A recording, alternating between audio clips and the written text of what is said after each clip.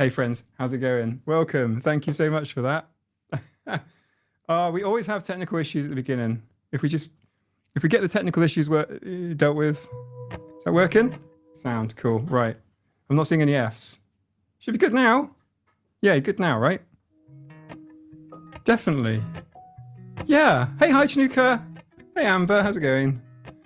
Michael B, John, Lunacy. I think you're new. Welcome. TJ. Hi. Hi, everyone. Right. So, as per usual, I thought it'd be a really good idea. To start a stream, to start a video about a topic that I've done zero preparation for, except for lived experience. Oh boy. If only you guys knew what my life has been like the last a couple of weeks. Hang on. Come on then. Saber wanted in and then he didn't. Hey, Wendy. Hey, Suzanne. Oh, look, Stephanie. What does the F mean? F, Claire, is like an internet meme for paying respects. Not in the way that you might think. It's like if somebody's passed away. but we mean an F in this community, as in the tech stuff's working, the gremlins are gone. Lunacy, you're not new. No, you're not. I recognize your profile picture. Jimmy, welcome everyone. Right, so people are just rocking in. I have a drink, not sponsored, so cover it up. So 1 second, it's going to be a noise. Very satisfying noise. I get asked about employment, jobs, particularly in the realm of tech. So if we were going to do a Venn diagram, I don't have my iPad with me, so I can't draw anything. Actually, I could do Microsoft Paint like Pirate Software. But a little bit about me then. So I did a computer science degree and just worked in software engineering ever since. I graduated in 2002. That dates me there.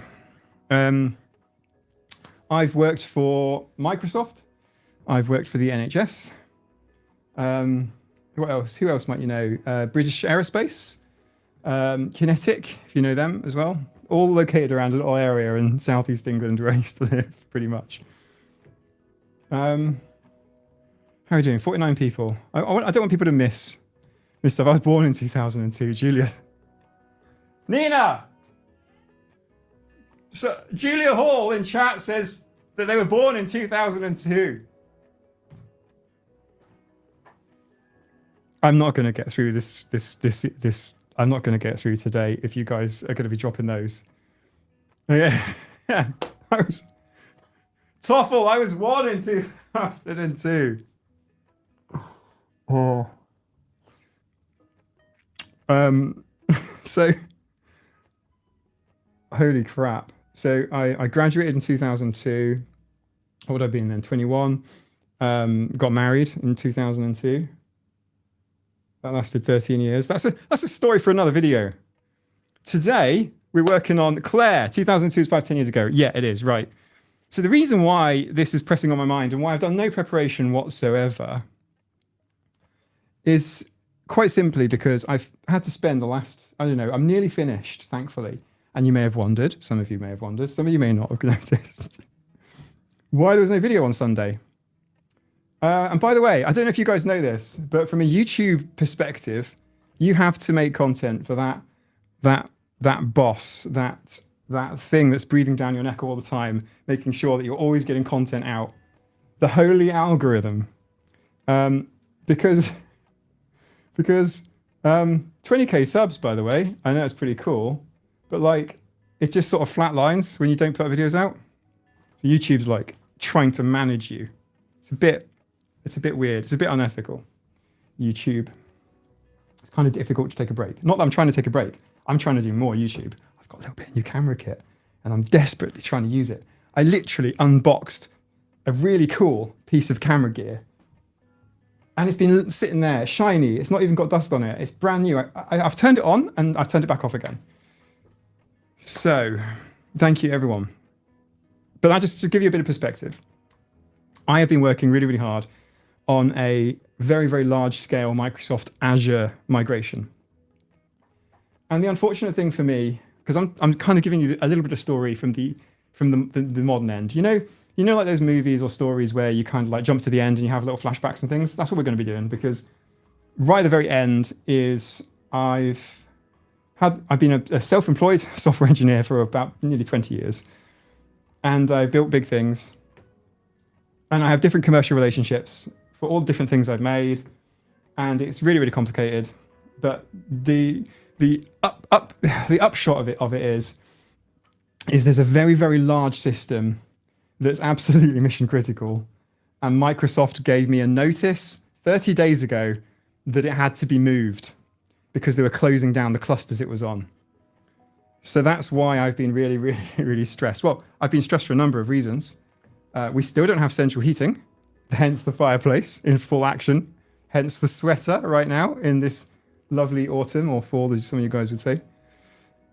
But Chris R understands. Yeah, Azure is just a pain in the absolute butt.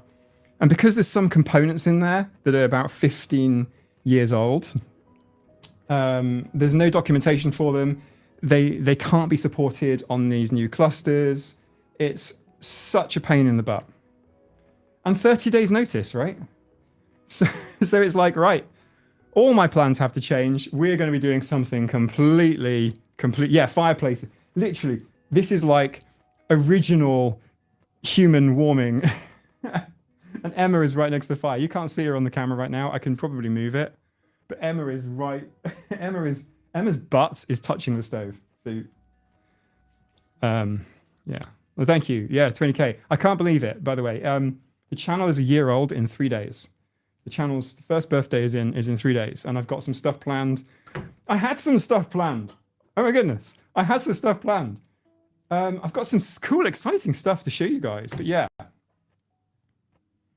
Okay, sometimes I have some AWS clusters that are also outdated on my to-do list. It's nice when it's completely on your to-do list and it's a part of your plan. And I mean, coming from an autistic perspective, but also that fits quite nicely in with tech, and we'll get to that in a minute. If you're new or you're thinking of work in this sector or whatever, hold fire. Richard. But the problem is Microsoft gave 30 days notice because they're retiring these clusters on the 1st of November. And that would literally mean, I mean, this stuff currently pays my bills. I know I'm spending a lot of time on YouTube, and I'm basically full-time YouTube, except for the past couple of weeks. So I've had to migrate these flipping clusters, and all of that has been done. Today was the day that got completed. I have signed off on it. Everything's good. All of the APIs, all the endpoints, everything is all tickety-boo and packed away. Unfortunately, I've got some documentation to do. I've got to pass stuff over to some clients. Live latency is 2.2 seconds for me. I've done ultra low latency for this one. Yes, I have. You have to set it. You have to set the latency you want before you start your stream. You can't adjust it later. Why would I not want ultra low latency? It says if you want engagement, if you want real-time engagement with your audience, and by default, it's not on. Live streamers out there, Claire, which Theory does live streams. When you set up your stream, change the latency. Change it from normal, which it is on by default, to low, to ultra low. I mean, why not? So yeah, software engineering is not that friendly, and we can talk about that. And I've got content planned on interviews, interview prep. I may as well hand my stuff down. I've never felt old until YouTube. Really, I know I started my channel as Autistic After 40, but that didn't feel old to me. I feel old when you folks are saying I was born in 2010, stuff like this. It just makes my mind go badoosh. So we can talk about the newer stuff. Lady, exactly.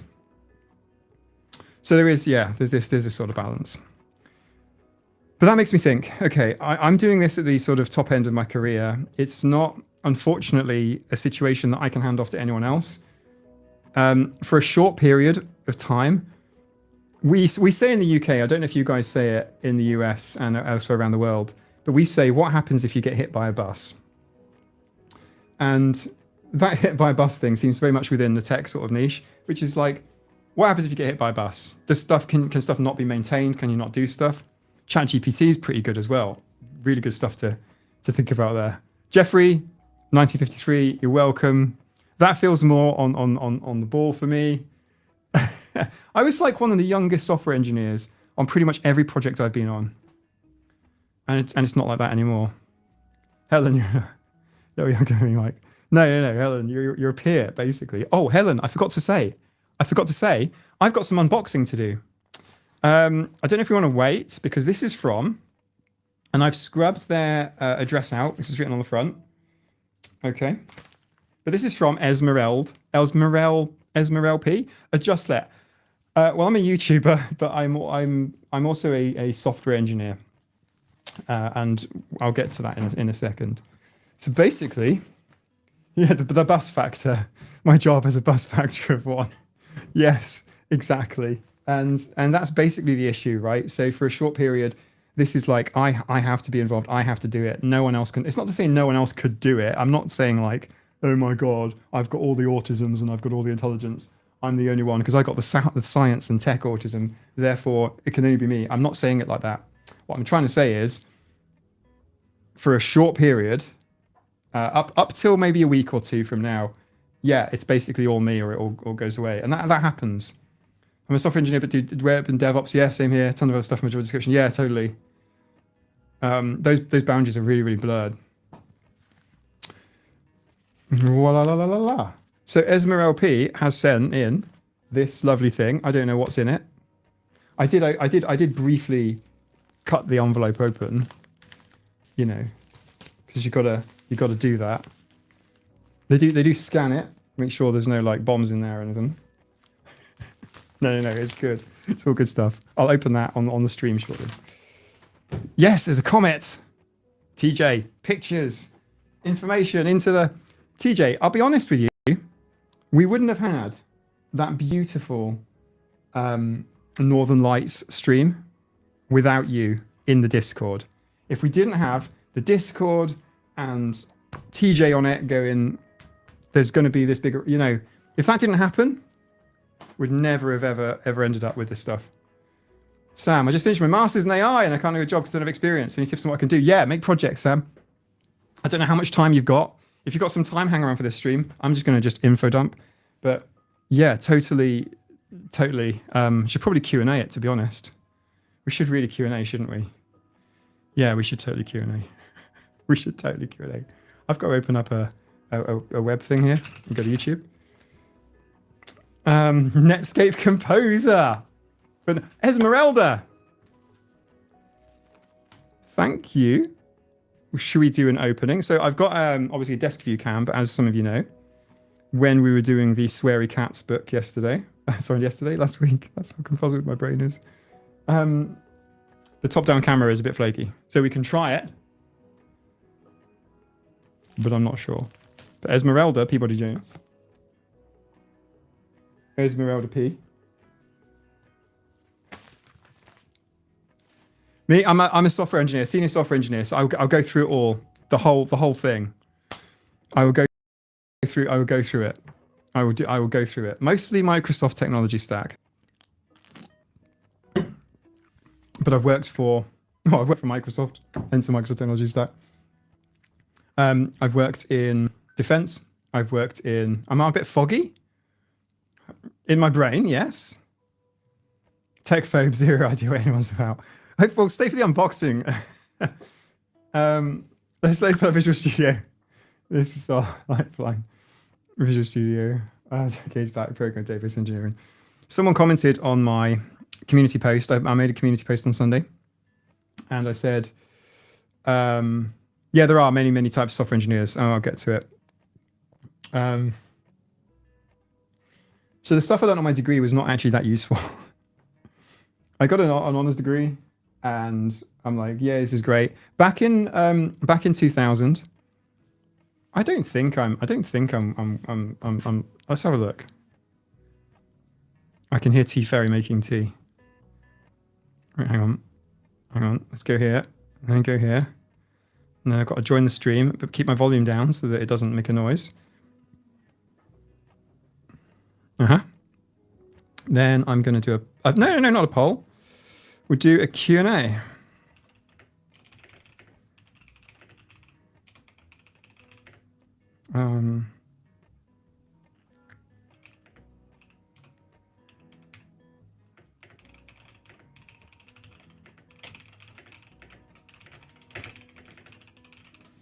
There we go. I fired it up as a Q&A.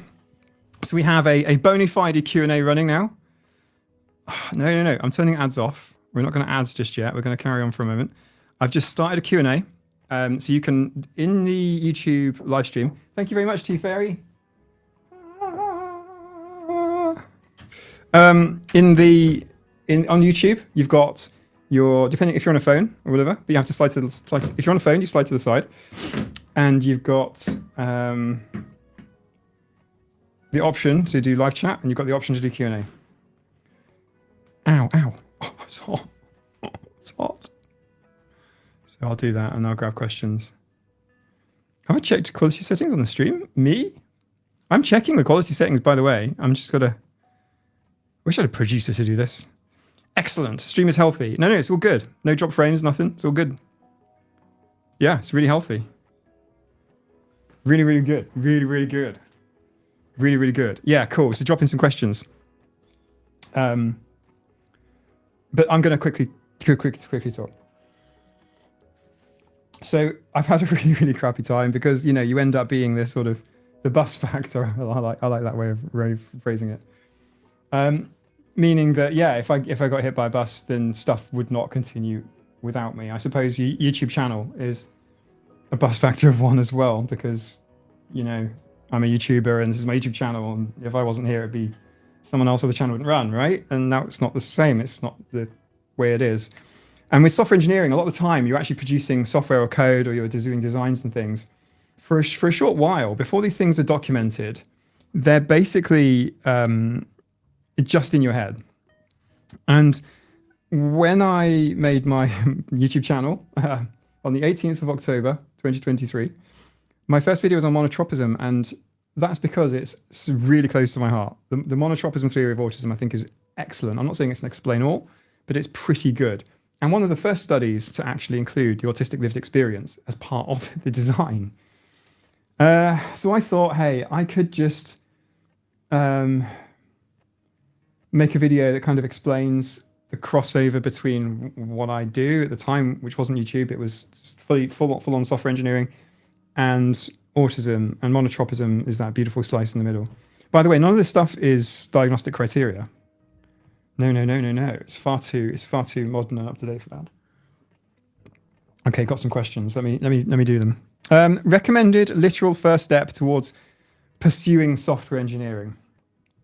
Now, you don't have to be, you could be any age for this, but the literal first step, if you really don't know anything about tech or about software engineering, there's two things you can do. One of them is go to Hour of Code.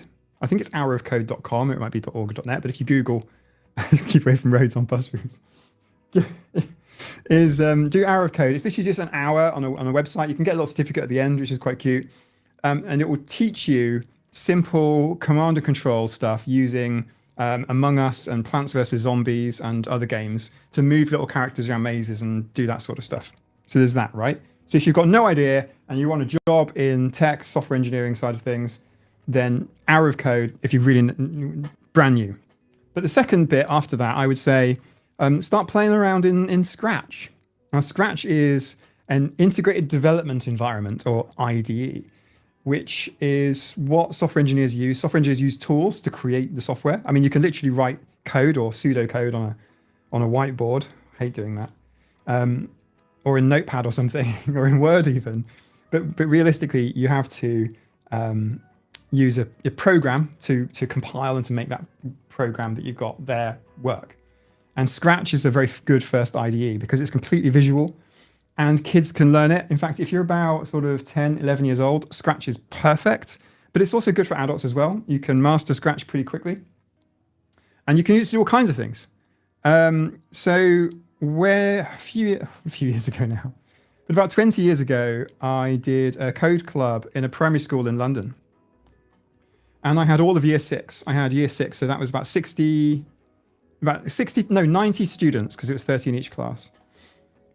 And I delegated 2 classes. One of them was like a Lego Mindstorms thing. Another one was kind of like programming, but like procedural, by getting kids to kind of walk around rooms and things. But the other one, which the kids absolutely loved, was Scratch programming. And all the kids literally in just an hour or two are making their own Scratch programs. It's so easy. Some of them made games. Some of them made sort of art and colors, drawings and things, sort of animations.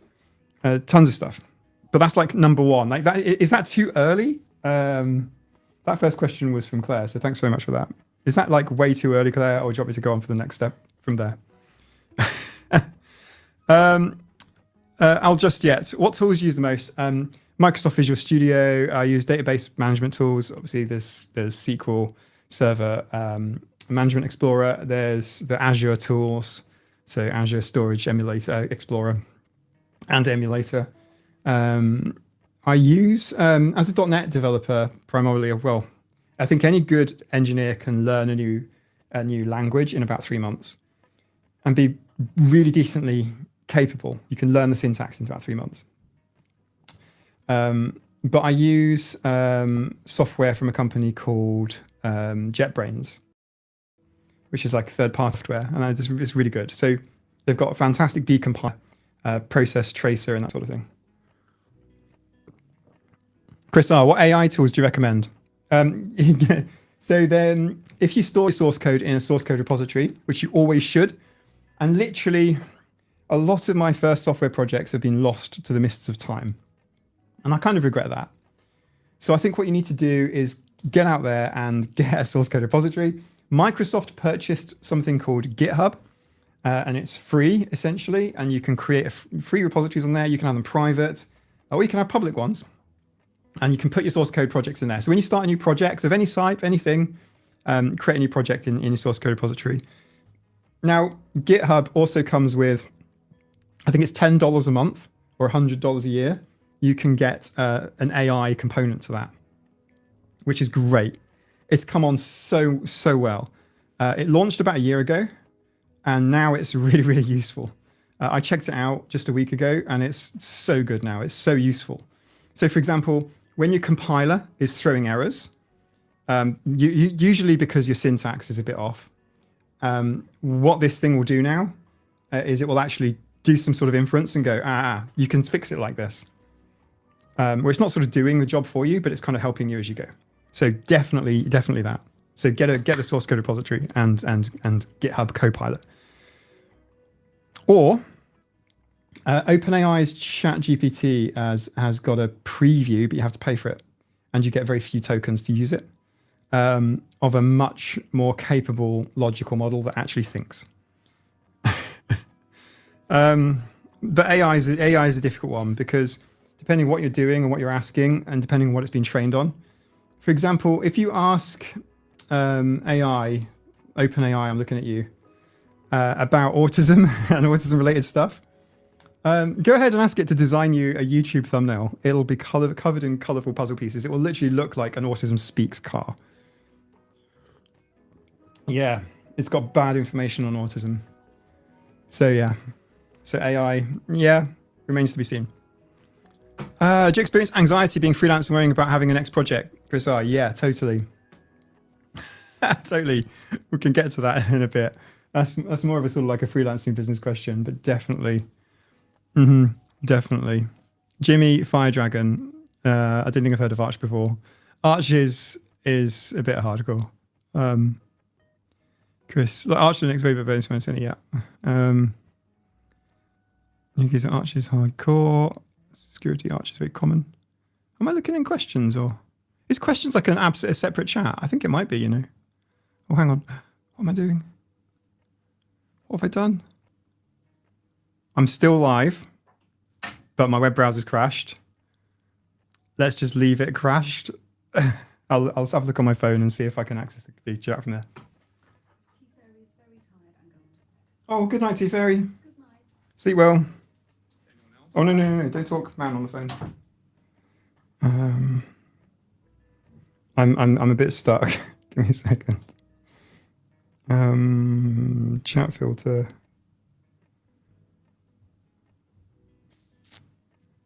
Sorry. We might do it. If I can't fix this in the next 2 seconds, we might have to have a tech break. You know? Right, 1 sec. Right.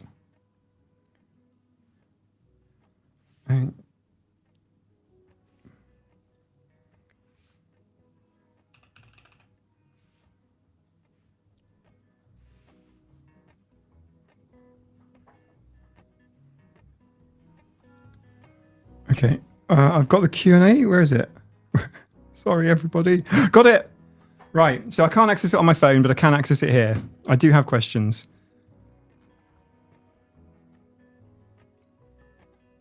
I'm really sorry about this, but I've got 1, 2, 3, 4, 5, 6, 7 questions, but there were a hell of a lot more. There was like an entire page and a half full. I'm really, really sorry.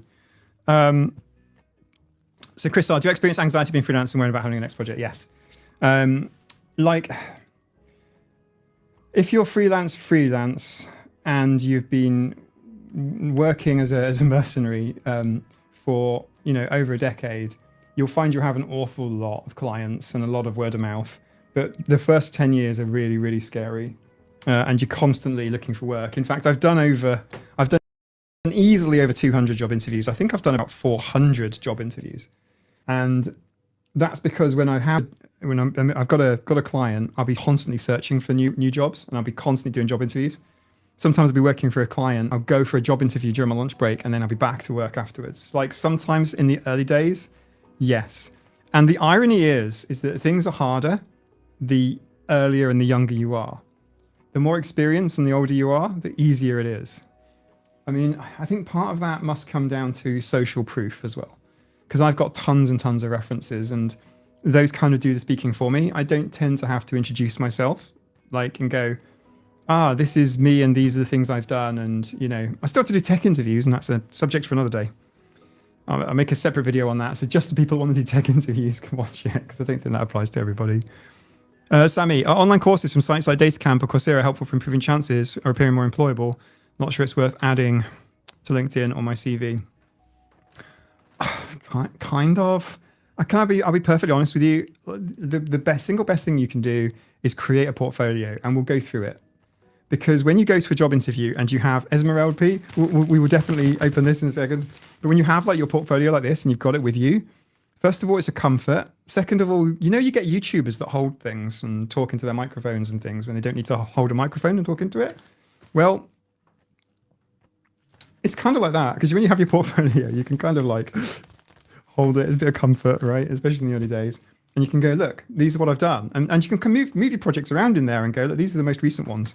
Don't have an electronic one. Keep it paper. Exactly the same as an autism assessment. Prepare for it in advance. I just find it really, really helps.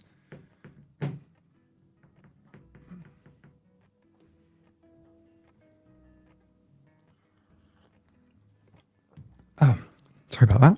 Hello, Jen. Mike, you worked at Microsoft, a huge corporation. I've worked at a few. I worked at Barclays sorry, I should read the rest of the conversation. Comment. Before going off on. I'm really sorry, but this is. I don't want to say all autistic traits are human traits, because they are. But I don't want to say, I do this thing and that's an autism thing, because it's kind of tenuous. And I know I have said things like that in the past, but it's kind of true, but it's a bit, that's definitely not. I don't know if it's an autism or an ADHD thing, but I read your question, and I just read the first tiny part of it, and then I'm off on one. Hydra, come say hi. Come on. Guess who's getting you? Spade. Guess who's getting spade in a very short while, like a week from now. She's gonna go and get spade. Yes, she is. Look at her legs. Look at them. Tap, tap. Yay. Right. I'm also a huge corporation with 10,000 salaried employees. I felt like you're in a toxic environment. Yes. I mean, part of the advantage of that is you can hide in a large environment like that. One of my, when I worked at Barclays in London, I forget which floor I was on, but I was on a floor and it was completely cubicled. And you literally leave that building a second. I'm going to Boots to get a sandwich for lunch, and no one knows who you are. Like, you are anonymous the second you step out the front door. The second you step out into the foyer, you could go to the toilet or a water cooler and people wouldn't even know who you are. And if I'm honest, I found that quite sort of helpful. But the large corporates I also find are quite dangerous, particularly now. So tech back then and tech now are different. So tech now is you can be really laid off, especially, sorry, 1 second. Especially for the FANG companies. That's Facebook, Amazon, Netflix, Google. It's so easy to just be laid off. Like huge swathes of people. You know, you get what are called your P45 in the UK anyway at the time. You know, just sort of email to you, or you get a random meeting that you get pulled into. Yeah, it's a pain in the ass. Microsoft are pretty good. It depends on your manager, I guess. My experience was pretty good. I had a manager that just managed and literally just acted like a shield for the dev team. So you wouldn't have to constantly get interruptions and constantly be having to justify yourself and justify what you're doing and all this sort of stuff all day. The corporate culture, not just in one large corporation, but like all of them really, seems to be quite unhealthy right now.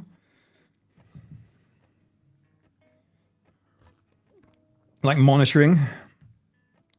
I've got a laptop from a client, a big one, a really big one.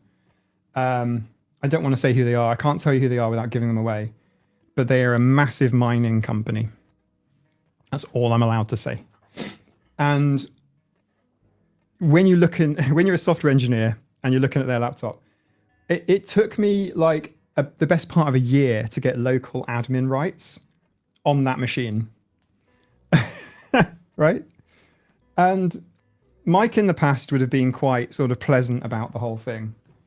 But Mike now has got much better professional boundaries and ensures that the clients are paying me while I'm waiting, while I'm hanging around waiting for permission to do things. So basically, this particular client wanted me to ask for permission before I do everything. And like, I couldn't RDP, which means like remote into a remote machine. I couldn't do that. That wasn't allowed.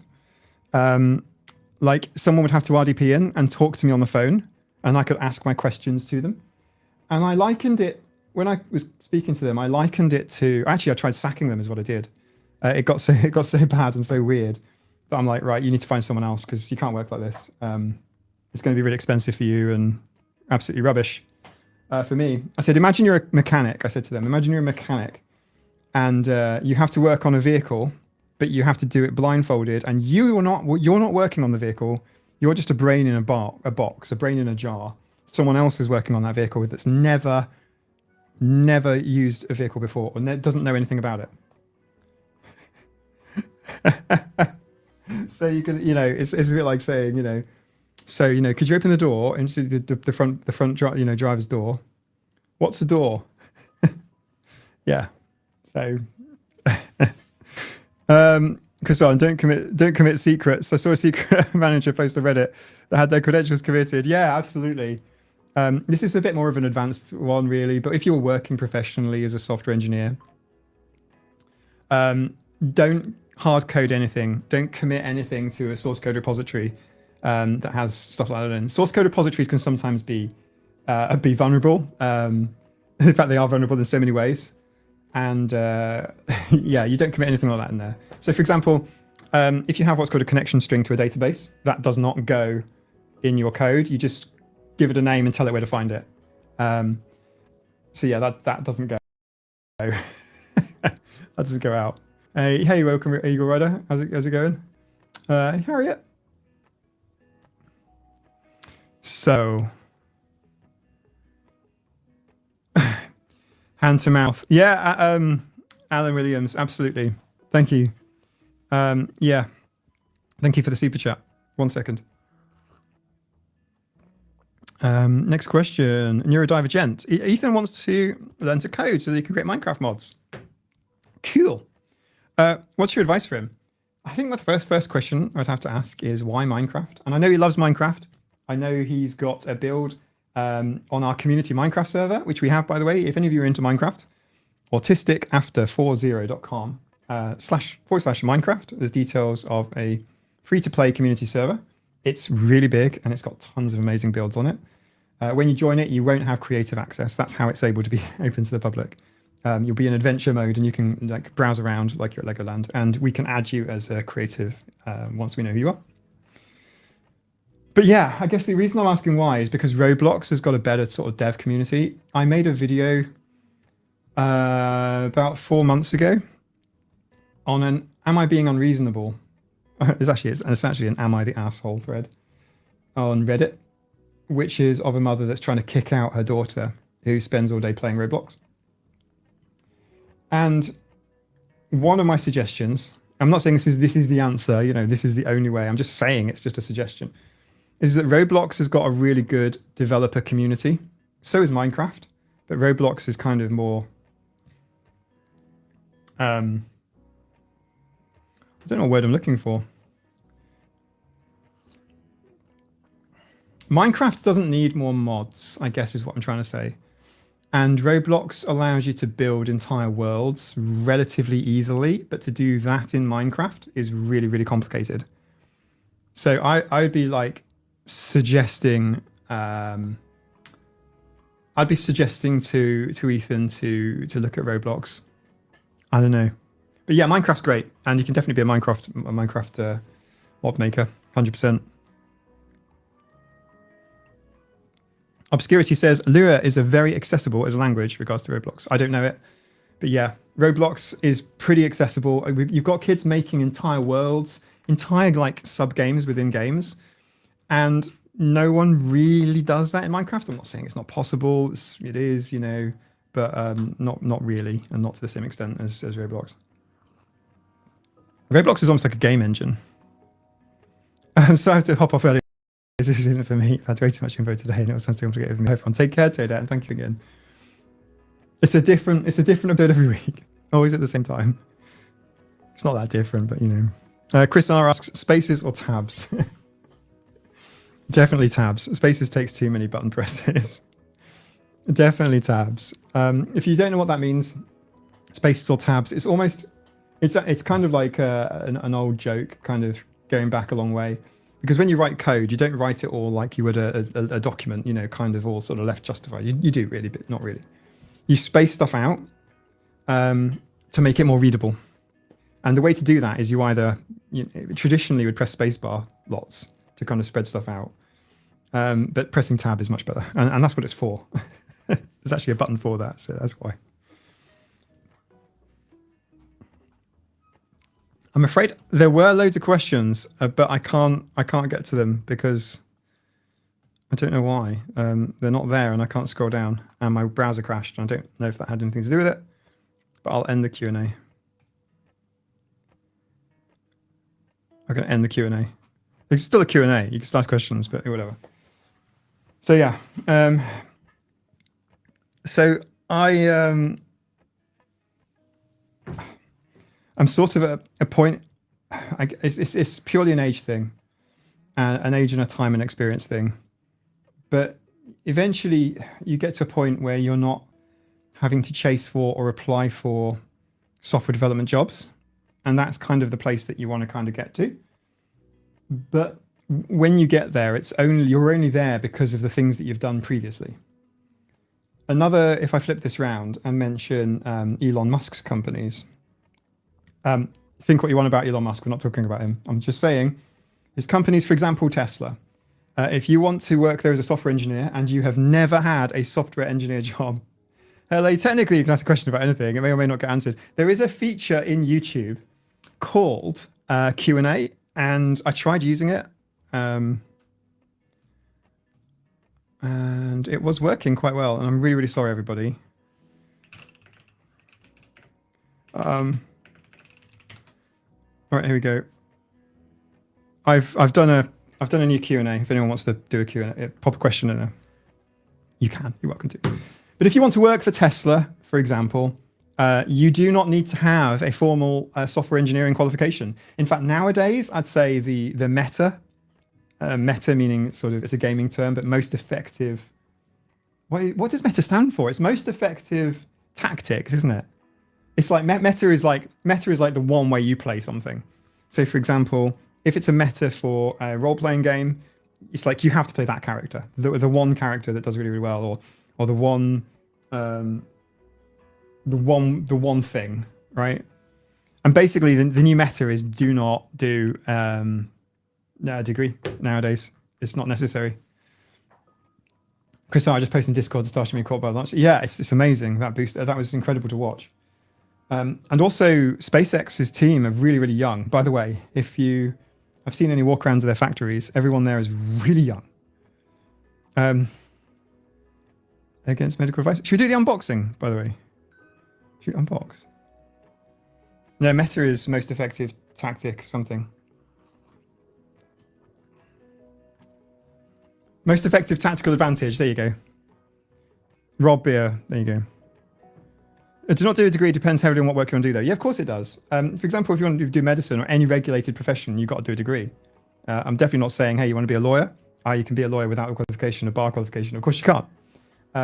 But yeah, you have to. For software engineering, yeah, not really. In fact, I'll tell you one more thing before we unbox this. I think it's more advantage potentially if you had a degree and you wanted to do software engineering to not have it in any software engineering thing. There are many. You're right, Alan. There are definitely jobs that I want to cross to a degree, but no one's asked to see my degree except for my very first job out of uni. Like a degree tells an employer that you can turn up and you can follow a program of education or a program of learning or a program of work, and you can do it for a few years. You can do it repeatedly, and that you're going to turn up. Doesn't really, yeah, the brain surgeon medicine is like, that's different. Yeah, you can get companies to pay to do an engineering degree, definitely.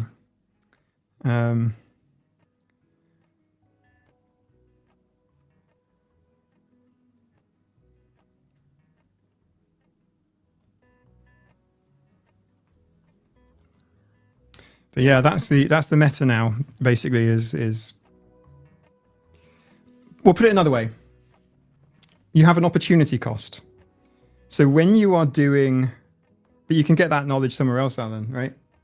So if you have 3 years, say, no sandwich year, nothing like that, to do a software engineering, a computer science degree, you could also spend that 3 years doing the same work somewhere else.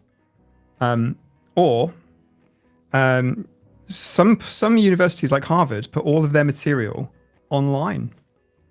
So you can watch all of you can basically you can sort of do an untutored Harvard computer science course degree for free. I would strongly suggest thinking about that. Like, this is also the one occupation as well where you kind of have to really, really keep up to date. And I'd argue more in this than you do in medicine. We've all encountered, many of us have encountered, GPs and psychiatrists, psychologists that have said, you can't be autistic because insert reason here. Like, you have to,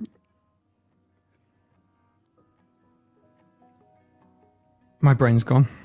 Let's open this. What's the domain of Minecraft server? It's on here.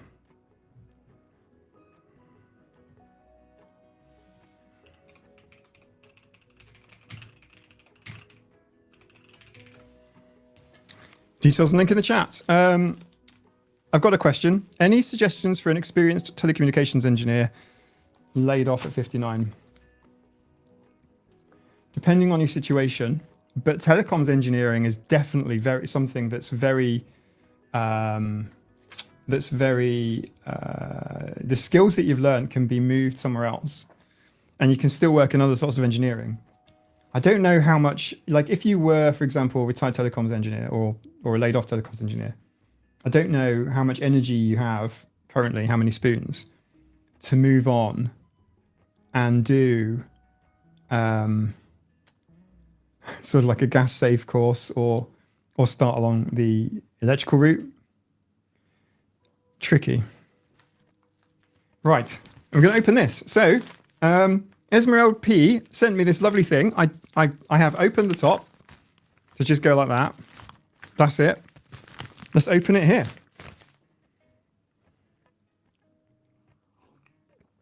Eagle Rider, exactly. You'll find a lot of people, so-called professional careers. They may even have YouTube channels. They may even call themselves a doctor on YouTube. And they may spout off the most ridiculous stuff. They might call it like a primer about something. Hey, Salem. And they could be completely wrong about nearly everything that they're saying. Like critical things, you know, not being nitpicking here, but like be wrong about like critical things. Right, we're opening this.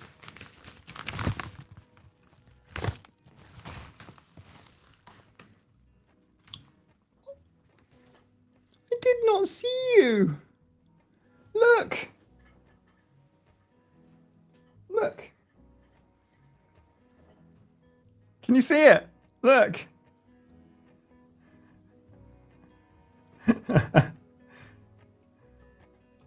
It's really cute.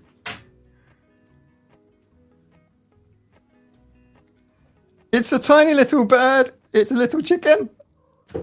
Hey, Saber. It's a little chicken. Okay, you can live here. No promises you aren't going to get caught by one of the kittens. There's 3 more things in here. It's a chicken. Yeah. It's another one. A different colour one. Oh, sorry, I'm trying to... Look. Look! It's a cute chick! Look at that! Okay, 2 cute chickens.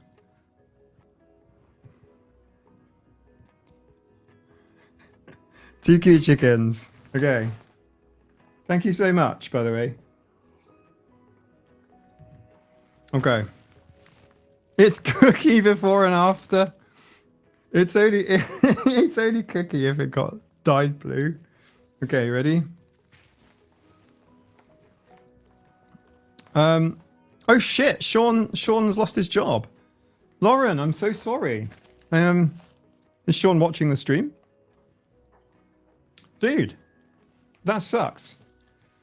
A lot of us here, myself included, can relate. I only went freelance after losing my job. Straight out of university. So obviously, university finished in June. I started in July, August, September, October, November, December, 6 months. And then I was made redundant, along with half the company. Literally, I just got a phone call on my desk. I picked up the phone, and it was like, can you come up and, come up and see us? Went up and saw the directors, and they were like, you've got no job anymore. Oh, right. And then I walked down and I just grabbed my coffee cup out of someone that was a real bully, and then left. And I literally just walked down the street with an umbrella and my coffee cup and walked straight into a job centre. It's a horrible feeling. And I think particularly for autistic people, it's an additional challenge because of that sort of like threat to your emotional regulation. Getting laid off is one of the worst things. In fact, it literally is. It rates up there in the top 3. It's a really shit experience. And that was the moment where I went freelance. So that essentially I would intentionally just lay myself off all the time because it was the worst thing and I didn't want to experience it ever again. That wasn't sort of in my control. If that makes sense. Does that make sense? Sorry. Paul, ditto. Yeah. Okay. What do we got? Robotron Richard. That's a cool name. I'm sorry, dude. And this is also part of the issue with like tech at the minute. You have to read the first page before you open the sealed package. Okay.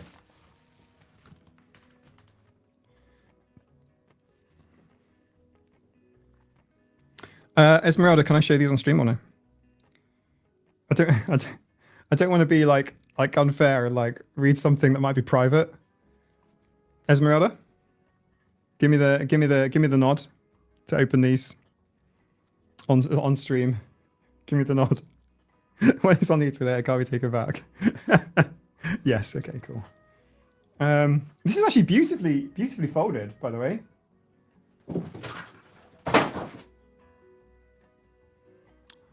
One second. Ladies. One of you out, one of you in. Okay. Sorry, it was Hydra and Polly were just swearing at each other. Okay, here we go. Maurice is recognized your voice, Mike, and we're both listening now. I find it really weird that Maurice and Salem, two of Hydra's kittens, are just so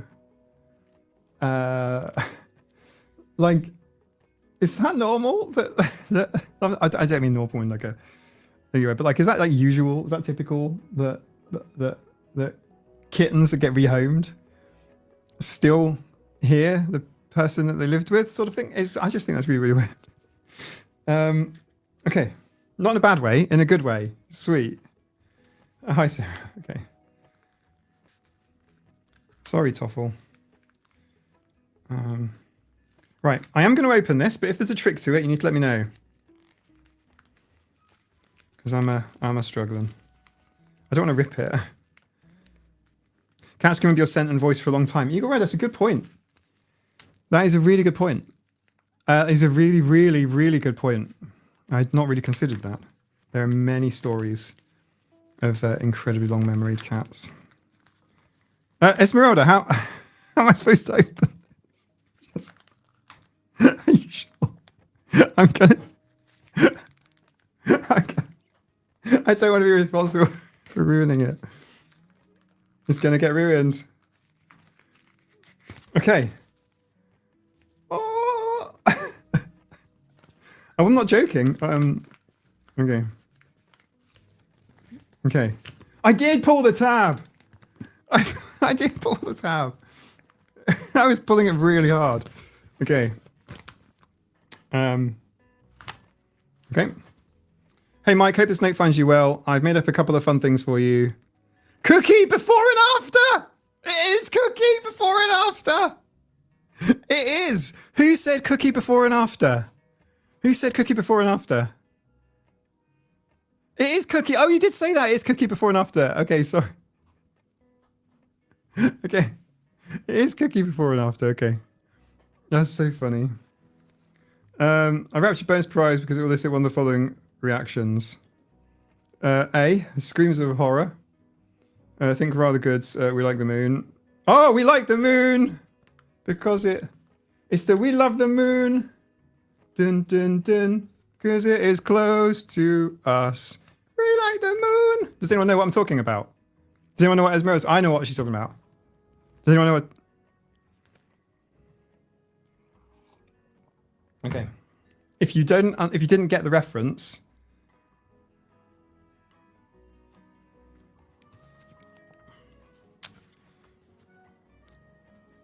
or killer clowns from outer space. B, peals of laughter. C, tears. D, all of the above, not necessarily in order. Open at your own risk, though it was made with the best intentions. Orcs DHD. Okay. I will check out your channel. I've asked for input from a couple of friends, but I've only heard back from one. But I understand you probably have limited time. Here's a kitty for you to colour. Cheers. Leslie. Okay, hello. Have you read the story of Jorts the cat? If not, go to Tinker Frog Patterns.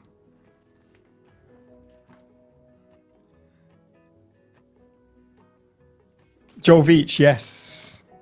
Sponge Monkey, yes. We like the moon. Thank you so much. I will check out your channel.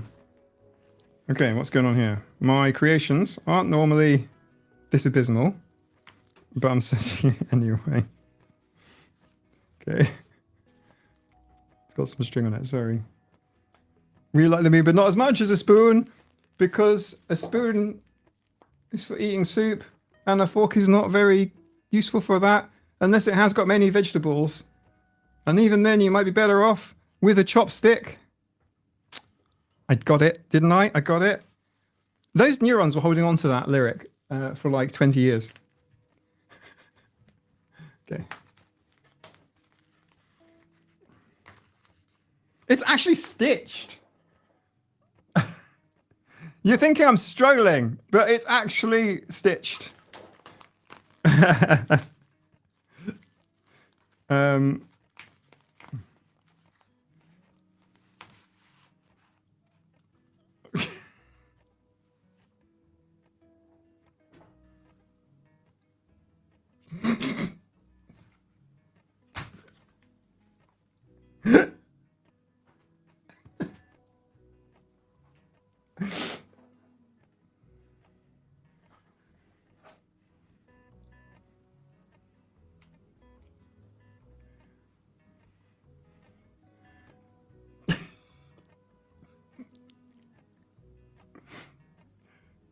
Why has the chat gone quiet? I'll do that. Sorry. Need to. I'm doing that for the focus because otherwise it will find faces. It's a cat. It's like I.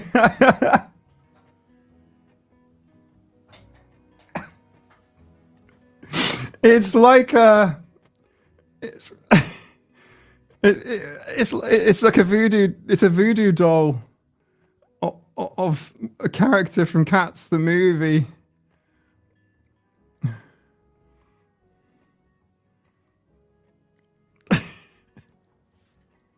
Hey Sean, is it smoking? No, it's just got a beard or something.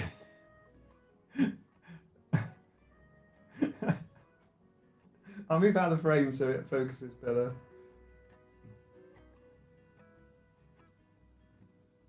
Hello.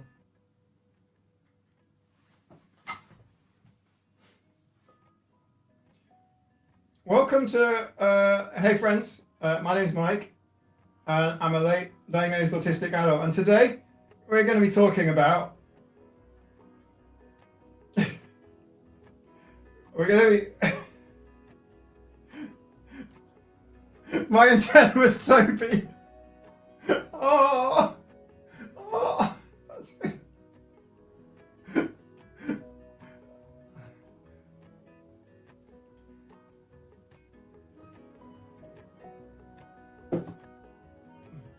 Okay, friends. So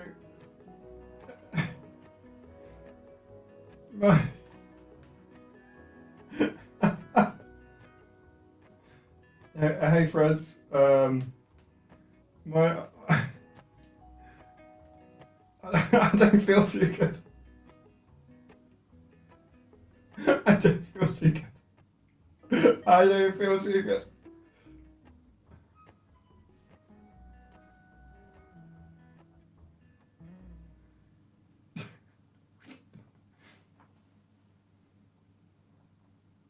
Hello.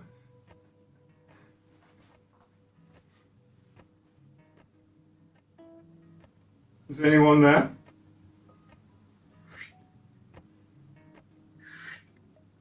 I see you. I see you at the back there.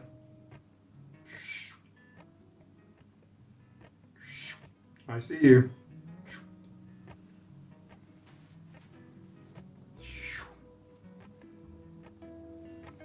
Hmm. I see you laughing at the back there. I do. Do you think you can hide?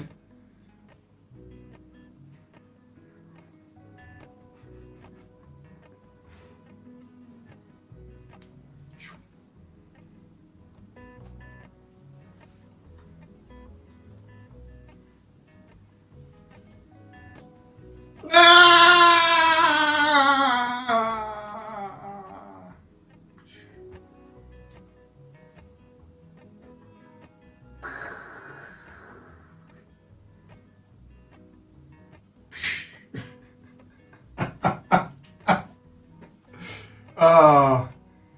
You guys knew what day I had.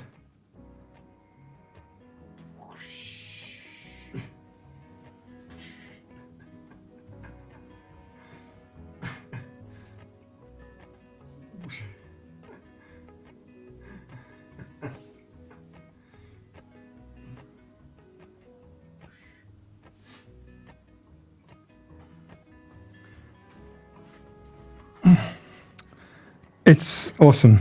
Thank you. Knitted spirit. If some random mystic person. I don't know what to say. I don't know what to say. Thank you so much. I can still see it. So it's Toby, is it? Mike is Mike's lost his mind. I wished I played a tabletop role playing game so I could introduce the games master. It's not a haunted Toby. It's very funny. It's very funny.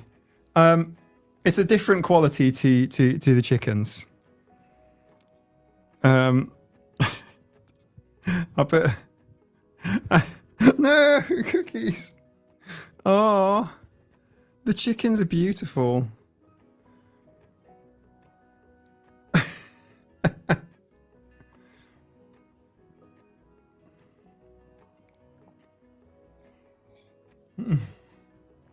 Mike is holding on to his mind.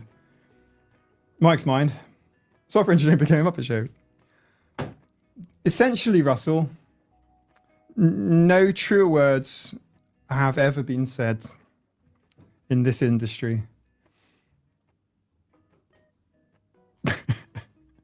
I didn't even read the chat, by the way. Oh, it's awful. Imagine randomly coming up. So that's off pitching.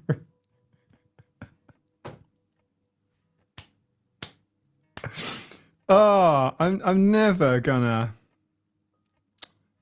ever gonna. Okay, got a question here. Is 37 years old too old to try Minecraft for the first time? Absolutely not. Minecraft is not really a kid's thing. Do you know what? Like a lot of stuff has spun up around children's interest in Minecraft, but no, absolutely not. Never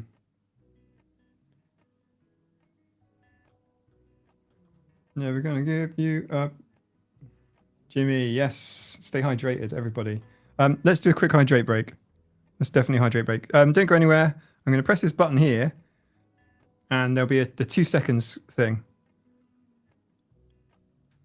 Oh, wrong button. Ooh. It's kind of better without, isn't it? Well, oh, nah, it's not good, is it? Look at that. That's pretty awful, isn't it? Look at that. That's why we have to have lights. You want to have to make your skin look good on camera, right? What you do is you do this. Basically, just okay, right. 2 minutes. Go get tea. Have a wee. Wash your hands. Don't drink your wee, etc. I'll see you in 120 seconds. By the way, I'll see you in a second.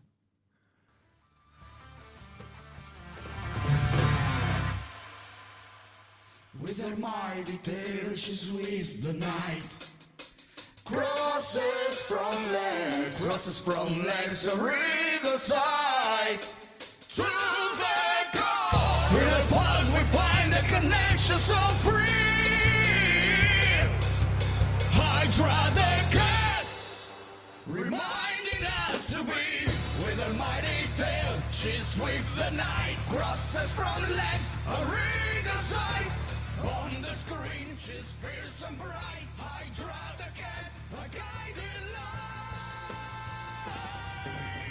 Try with the cat, don't you forget.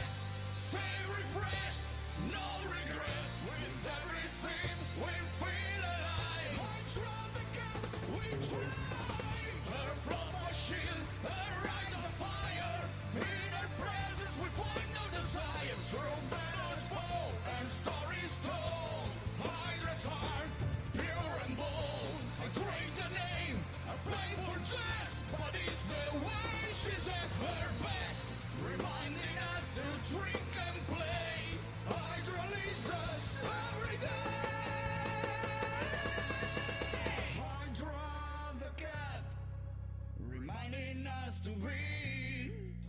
free.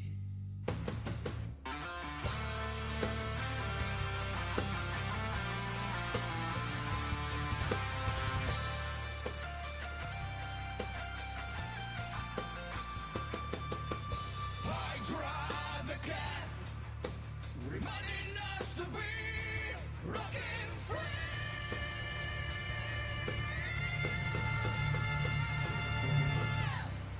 Welcome back. How was that? Did that surprise anyone? That Hydra song. Oh, that was a good use of funds making that song and time too. Like, yeah, it's just, yeah. Do you know what? I had a ball. I literally just. What random life tips? This whole video is loaded with wonderful, succulent information. Mike, is that band allowed to play a song at their normal gigs? Well, you see, there is no band. I hired session musicians to play the parts I couldn't, and I edited it all together myself. So that whole song was never ever played. It's just from pieces. So I got a bass player from the UK, got Italy, the singer's from Italy. He's done a few YouTube videos before. He did one about spam comments. He's really good. I got the drummers from Italy. The guitarist is from Ukraine. Yeah.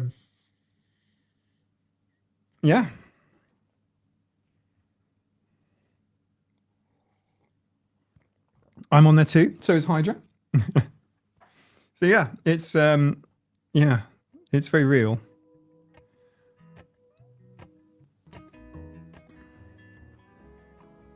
Exactly. Yes, exactly. Jenny says, I know that if I get involved in Minecraft, it will take over my life. Because, yeah, it basically does. Yeah, Minecraft does, basically. Games do. They can really take over.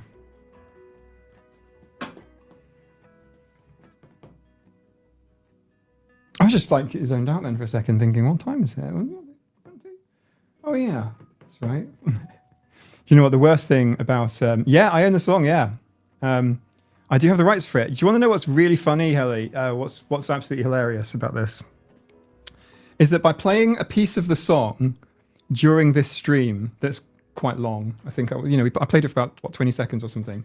That will get caught by copyright management stuff. But I used CD Baby to distribute. So they will copyright claim this stream, but then I go and get, it doesn't matter if they copyright claim it because it's my music. So I submit, I've got like a little form of words to use to submit a copyright claim release for the song. But yeah, I own the song, 100%.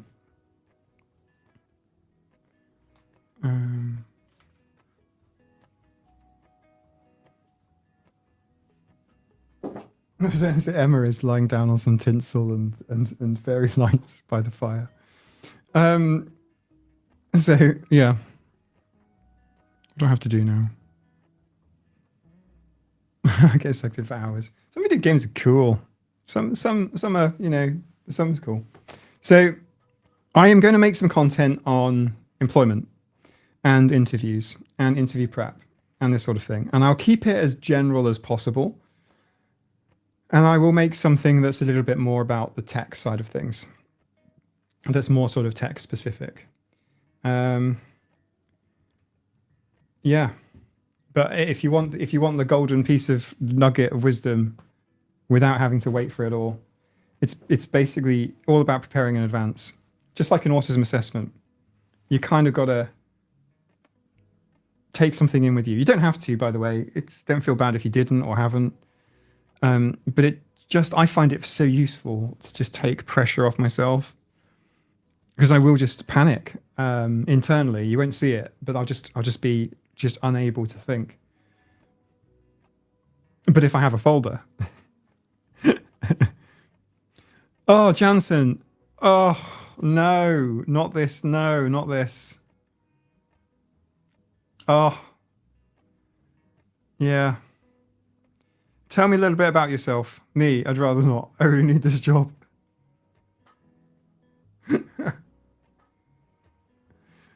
What they want to know with that question, it's so arse backwards. Interviews are arse backwards. What they're trying to do is they're trying to see if you'll fit in. And it sounds really shit. But I tend to like, with interviews, okay, so a couple of things clicked in my head, right? So I was terrified of interviews, and I would just literally go and be silent. I would dress well, and I'd sit there, and I'd be literally like a robot, but not a good robot, like a bad robot. And they'd be like, "Tell me about yourself," and I'd be like, "I'm Mike, and I live in insert town, and I like to insert activity." They don't want that. They don't actually give a shit about what you say. What they want to know is, will you fit in? And this is where autistic people get heavily disadvantaged to get out. Don't know to be upfront about my diagnosis or just mask. Robosphone, Richard. Honestly, this is, I've got to be careful what I say because I'm talking on YouTube to a huge number of people. Other people watch it. Most people watch this live stream afterwards. And I don't know who you are who's watching this afterwards. Say hello in the comments below, so that I have an idea and we can, because I know most of the people in the stream, but I don't know most of the people who watch my videos. Like, do you know what I'm trying to say? Because what I was in general, I would be inclined to not mention something that can be used to discriminate about you. That's what I would say. The flip side to that is, I am saying that I'm autistic. I'm out. I'm quote unquote out. But an interview is a negative experience. So insofar as it is discriminatory by its very practice.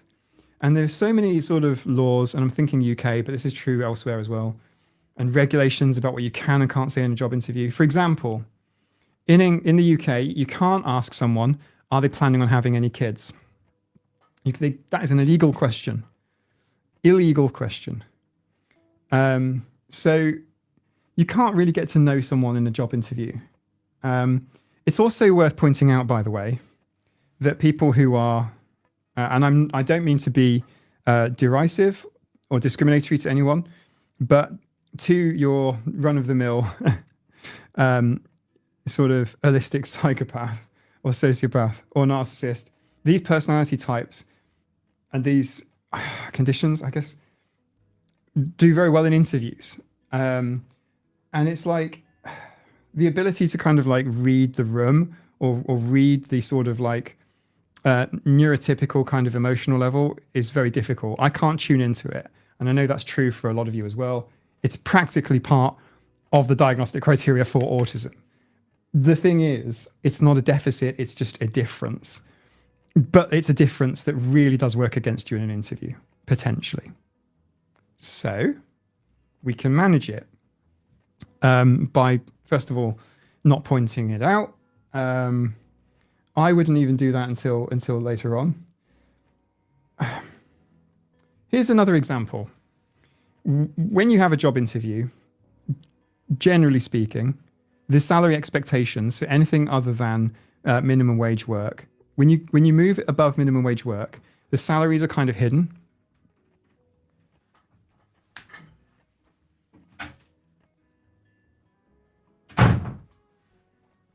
And that salary negotiation doesn't start until you get a job offer. It's like job offer, salary negotiation, and then at that point, you may or may not start working with them. And that's literally arse about face when you come to do freelancing or when you come to do a job at a higher level. Because like, I wouldn't go into a supermarket and fill a basket for the shopping or a trolley for the shopping and not be able to pay for it. I mean, admittedly, I've had quite a lot, many times. I had the experience of my card being declined. Last week, as a matter of fact, I use a prepaid card. So I load what I know I can have onto a prepaid card and then use that. And so I know what that experience is like. But like, you don't go and buy something you can't buy. And it feels that way about jobs, because what they should say, the very first thing is, rather than bullshitting you about being a family or being a this or being a that or a lifestyle, whatever, they literally need to say, this job is worth X dollars, $4,000, blah, blah, blah. Here it is. That's like the first conversation that you have. And then why, you know, and then interview afterwards rather than doing it the other way around. It's like, there are many jobs that are suited to autistic people, but it's not like for example, some people think autism is an extreme male brain. Some people think that autism is like extreme introversion, but it's not like that at all, because you can be autistic and extroverted. But the job interview thing, prepare a folder, prepare a binder, get projects. This is harder done when you start. From a tech perspective, or I guess it's true with art as well, art and stuff, the creative industries, is the younger generation are doing better at it, Harriet, you're right. The culture is changing, sort of, with the whole sort of quiet quitting and so on. Quiet quit away. Don't do more than the job requires you to do. Oh, if you ever hear something like, we're all a family here, run for fucking miles. Where do you see yourself in X years? 20 seconds. Yeah, that's a weird question. I went for a job as a village idiot once, but I failed the interview. I turned down. Like, here's one for you. You can get a job interview at any time. Well, I say any time. Obviously, you know, the practicalities of that. But you can get job interviews when you're at a job. Say you're even enjoying a job, you can still interview for other positions, because the employers will interview multiple candidates. You can interview multiple companies. Oh, the other thing. When I was obviously an IT contractor, freelancer, and I had to interview as a necessity, it got to a point where I was having so many interviews that it almost became funny. And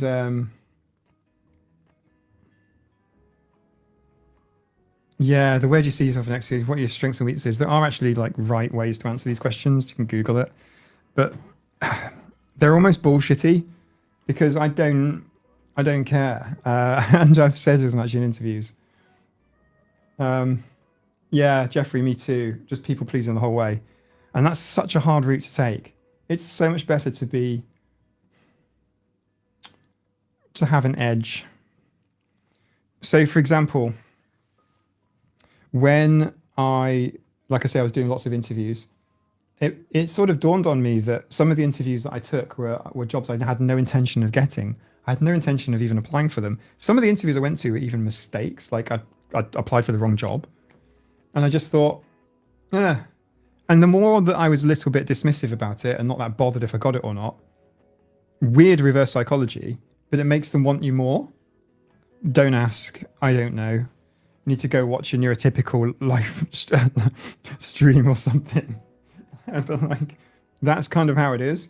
It's like, obviously, when people are applying for jobs, it's because they need them, obviously. Why would you be doing it any other... Do you know what I mean? Who goes to the shops and buys a cabbage just for fun? It's purely you know what I mean? I'm sure some people do, but like, do you know what I'm trying to say? It's because obviously, and you need the money, you need a job, yeah, you need the interview, right, okay. But it's so much better if you don't like their questions, or you're finding it hard, to talk about things you've done in the past. And the interviewers will always want to talk about it. They'll always want to hear. The exception to that are the large corporations and governments, public sector bodies that will have checklists. There'll be public sector bodies that have to go through this checklist and allocate 1 to 2 points or whatever for each one, like it's an exam.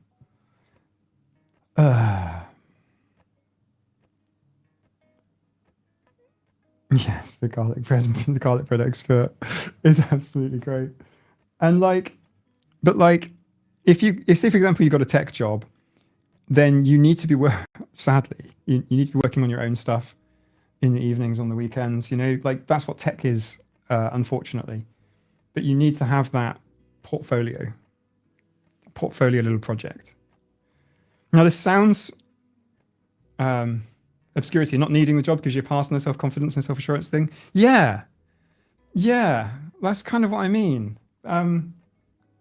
Exactly. That's exactly what it is. It is literally a pass on that sort of stuff. And you just sort of, I guess, I don't know if you learn to fake it, but okay, here's one for you. Okay, here's a tip for anyone out there in right now. Here's a quick one, very quick one. Interviews are two-way processes. When this clicked in my brain as a mid-20 something, it changed my life.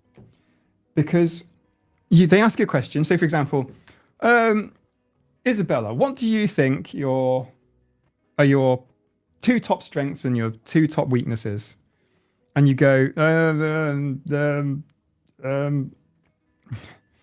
you can kind of like find your way to answer the question, but then immediately respond with another question back. You know, you go, hey, so how long have you worked here? You know, do you enjoy it? I won't say do you enjoy it. I have said do you enjoy it to so many interviewers before, because it's just part of my mental script. And I say, hey, how long have you worked here? Did you enjoy it? How did you get your job? How did you get the position you're in now? Did you start this role? I ask these questions back, and it fucking throws people, but that's not the reason for the throwing them. It's because it's a conversation. The other thing you can do, if you're really feeling up to it, if you've got that kind of like self-confidence pass in your head, I just dysregulate. Not dysregulate. I just disassociate. Sometimes I'll go around to the other side of the table and sit with them. And that, by the way, sounds really weird. It sounds like the sort of thing Sheldon Cooper would do. But if you have a portfolio, okay, and you go, can I just quickly show you something? And you turn to the page, but you don't sort of like pass it over to them like that and go, can I just show you something like that?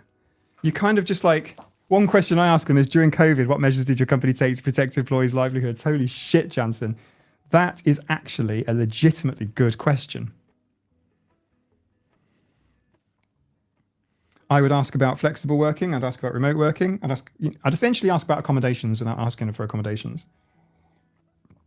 But quickly, look, you might say Mike's a one-trick pony, just leans on the portfolio type thing, which would be I don't know if it's that unfair. It probably is about right. Because look, you go, right, and then you sort of come around the table like this, and you sit with them and go, look, let me talk you through this. And then we're talking through it together. But I'm controlling it. Does that make sense? So I'm kind of going, look at this thing I've done. Look at this. Well, when I did this one, it was similar, blah, blah, blah. Do you think that's similar for your stuff? I just treat it like a sort of a consultancy thing. And yeah, try that. It doesn't work in court, I'll tell you that much.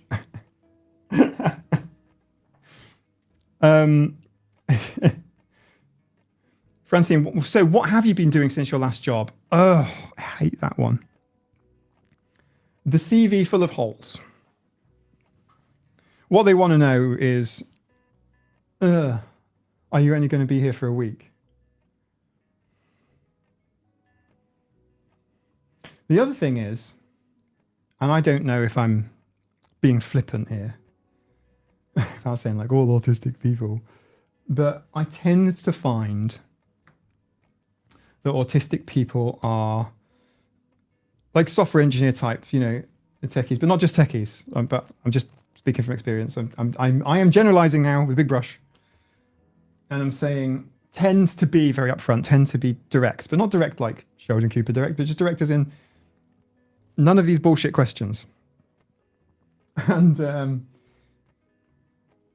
just tend to be just decent people that just, you know, need the job, but it's not their whole bloody life. They're just doing it, and it's a fair exchange. It's a business deal, essentially. And it's like, what have you been doing since your job? Me like drinking, playing games with boxes and looking at job ads. You can say funny things too, sure. Yeah. Yeah. One of the things I took into my assessment were Matchbox cars. And then I said, I brought my own. Do you want me to line them up?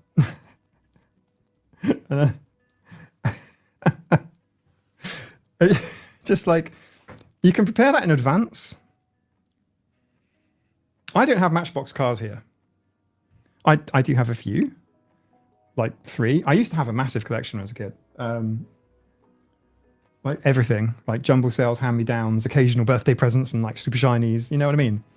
But I went and got a couple and brought them with me so that I can go, hey, do you want me to line them up? Do you want me to organize them by model, year of manufacture, by color, alphabetized, or...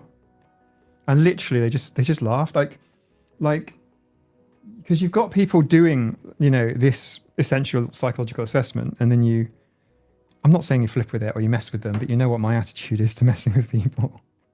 I seem to be getting a reputation for surprising people, but with kindness and humor, right?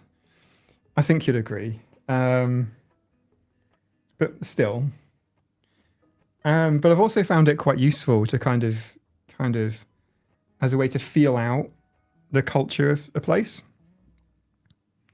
If I made a little joke like that, or Jansen's joke about, well, you know, what I've been doing since your last job. I know, sitting in my boxers, drinking beer, watching the TV, playing with board games. It is a really funny, actually probably quite accurate assessment of what, but the fact of the matter is if you get back you know, you can kind of see what the culture's like. And you can even prepare that one in your head. Look, you can even write them down on a notepad and bring it with you. You can even, there's no harm in that. Like, you could literally just like rehearse a joke, a thing, and literally deploy them. I literally, if you're feeling up to it, it's quite a ballsy question to ask, but it's fair. And, you know, what did the company do to protect employees during COVID? I think it's actually a wonderful question.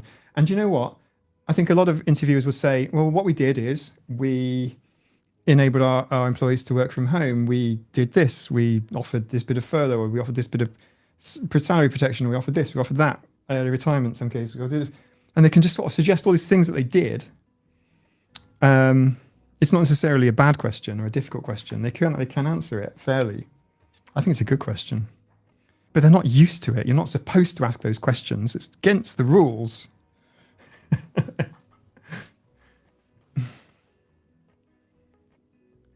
Oh, interview with HR is really bad.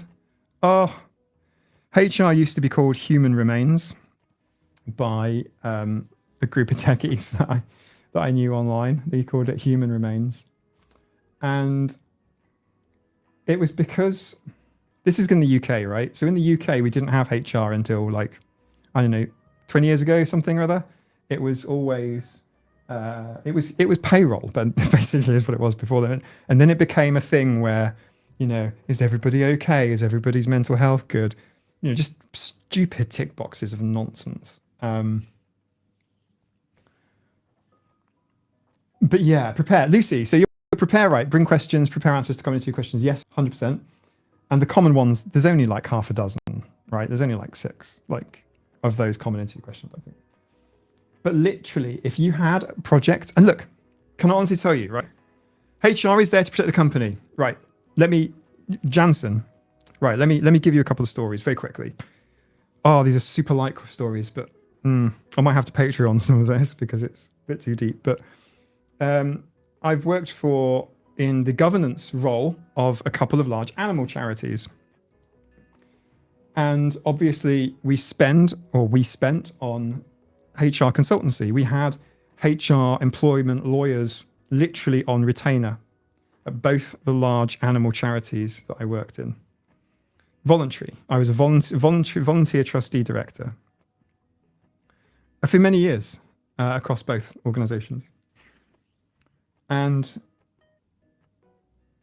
yes, the role is to protect the organization against any difficulties with employees and employee law. Like that is 100% what it's about. There is, and like even in good, kind organizations, that is the role. It is 100% there to protect the employer. Yes, 100%. And if you get interviewed by HR, it's bloody annoying because they won't know anything about the job. Of course they won't, because that's not their job. What Oh, I wish somebody taught me this years ago. I do. Because I had no idea. Someone said, oh, we're here to, help people grow, develop our staff. We're here to, resolve conflicts and things. Well, I wish that I knew that was all wrong, because it's right, but not from the point of view that you're looking at it.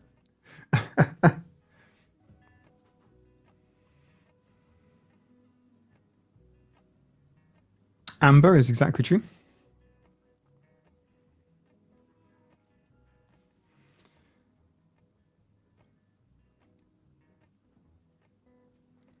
Harriet, yeah, one of the directors told me technical governance that governance is nice to have, not essential. I had to explain to governance is literally to keep the board out of court. Yeah, basically. Like, it's about the way that it's laid out, right? So, the board of directors appointed by the shareholders or equivalent. HR is there to make sure you don't hit the manager around the head with a chair when they tell you that you've been laid off. That too. That's another function of them, which is that they literally form that basis. In a large corporate, for example, you should never be expected to have your manager or your manager's manager say to you, look, we're changing, we're restructuring, blah, blah, blah. The other thing you might find too, it's also worth pointing out, is that, from my perspective now, I've got clients, I've got customers. And when they go bust or they go insolvent, voluntary or otherwise, they don't tell me. No one communicates it. They don't even tell their staff.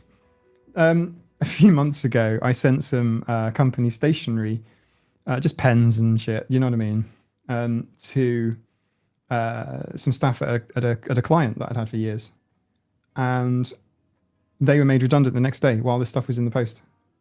Like, they have no idea. Like, no one ever knows that they're being made redundant. Like, no one ever knows that the company's downside. Like, you will not know until the last moment.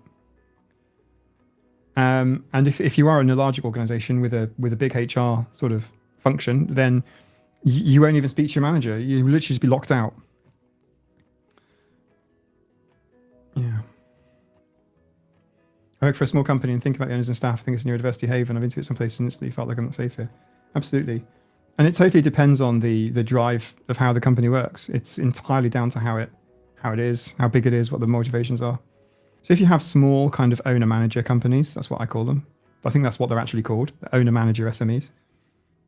You can find them to be different to the general gist of what I'm saying. But if the owner-managers ever want to expand and they take on, for example, investment, then the culture will change. And it will change immediately on a heartbeat. And speaking of investment, when large companies, stock prices...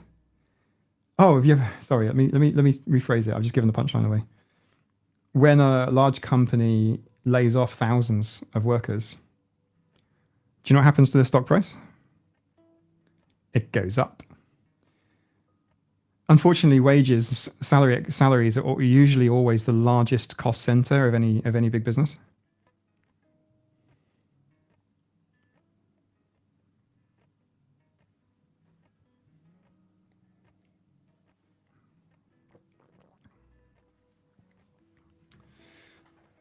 Oh, sorry, my throat. I'm gonna grab some cold tango. Sorry, other brands are available. This was the cheapest one that was in the shop. I shop by the sticker price. Oh, questions. Bibo, is working easier now that you know yourself and you're in university? Yes. Yes, working is easier. Knowing. It's been, I wouldn't say it's like the most fundamental thing, but it's really big. Because I now know why I act in certain ways. I now know why. It's about my behavior and how I can manage myself. I now know about, I've always known about flow states, but now I have words and I can kind of work towards them. I don't have drugs for these things, but if there were a sort of like a mic flow state drug or a mic calm down drug or a mic or energized drug, actually they kind of are. Not sponsored. Helen and family sent me these. Actually, they gave them to me in a bag when I was in England, and I thought they were just essential oils because I quite like essential oils. I quote, get high on essential oils. But these are, so I didn't open them. Helen, if you're watching, I didn't open the box because I thought, oh, lovely essential oils, blended essential oils. I've got those already.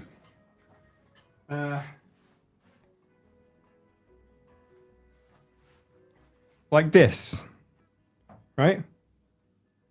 Blend essential oil. I've got this stuff already. Okay, this one is, it's just orange, lime, and grapefruit. That's all that is. It's a fancy bottle, but it's orange, lime, and grapefruit. Not my face, like that.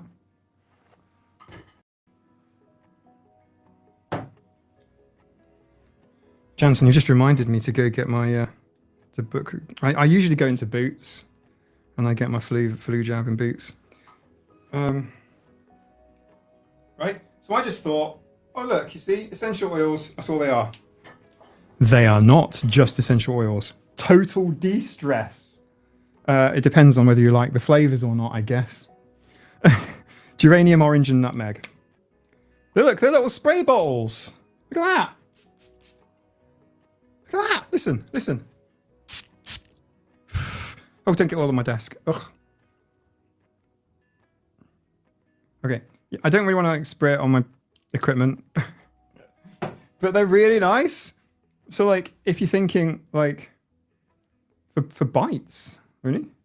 Happy vibes. Real calm. Lavender, bergamot, and patchouli. And then lemon tea tree.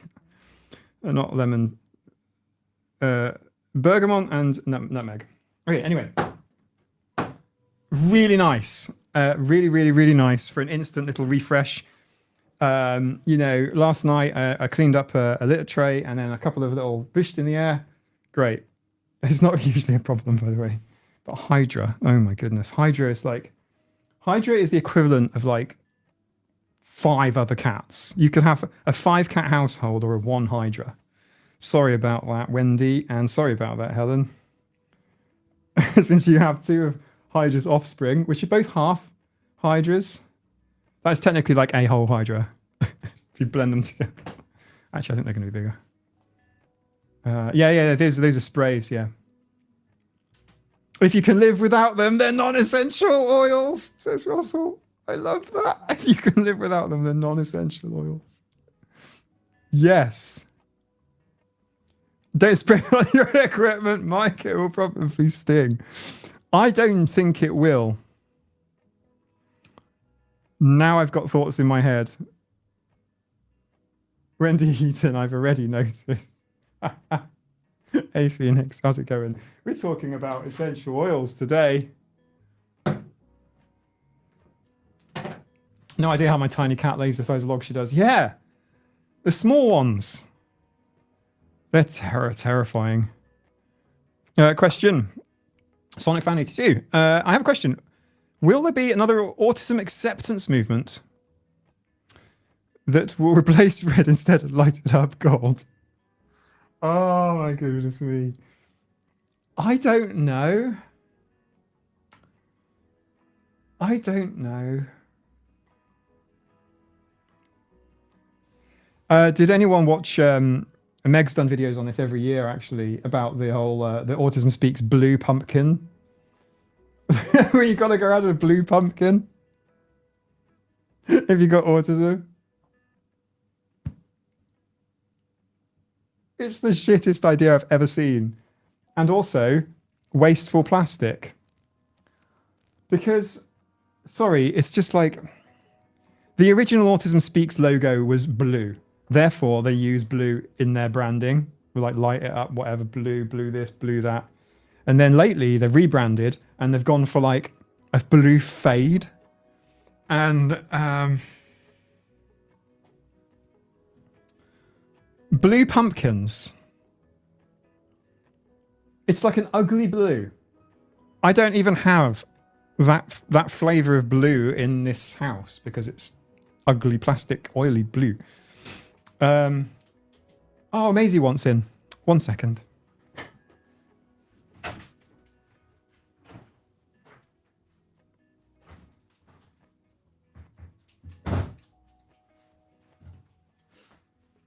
Oh, as it happens, I haven't seen blue with a dash of girl, Lucy Bird. Do you mind if I steal that? Because that's basically what it is. No. I'll tell you about the blue pumpkin, right? it's not a pumpkin, an actual pumpkin. It's like a little plastic pot that you like a plastic toy pumpkin to put candy or sweets in. A few reasons why it's utterly stupid is that if I look outside of my window right now, everything is monotone. Everything. It's just monotone out there. It's dark and it's just monotone. And there are already teal pumpkins. And there's different pumpkins for different brands, for different colors. Yeah, different colors for different whatever. Yes. Talking of, autism disclosures, do you want an I am autistic sticker? Like, the understanding, the reason why this blows my mind, okay, guys, when I say that, I mean it gender neutral. Dudes, is because I'm not used to this. It's only been a couple of years of being exposed to how stupid people are about autism. Present company accepted. How stupid people are about autism. Like, I've never known quite how stupid and ill-informed people are. And we don't mean like a little bit misinformed or I don't mean like, like it's some sort of movement and, there's a little bit of drama or a bit of people misunderstand. No, I mean like totally, utterly, completely don't understand, like even the basics. Like so bad a prominent doctor can make terrifying mistakes. Like we're not even talking about like, oh, I think you said that wrong. Oh, that could be misinterpreted. No, I just mean like flat out. And you think, what is wrong with people? I would like a black and white pumpkin, possibly in the shape of the autism creature. I love it. Yeah, totally. It's awful. People should be kind and understanding whether or not someone's pumpkin is blue. Yeah, totally. Just be kind and understanding, eh? But like, someone comes to your door, and the candy thing, it's Halloween, blah, blah, blah. It's just a cultural ritual. Not that much of it on the Isle of Man, I have to say, but like in England, people go nuts for Halloween. I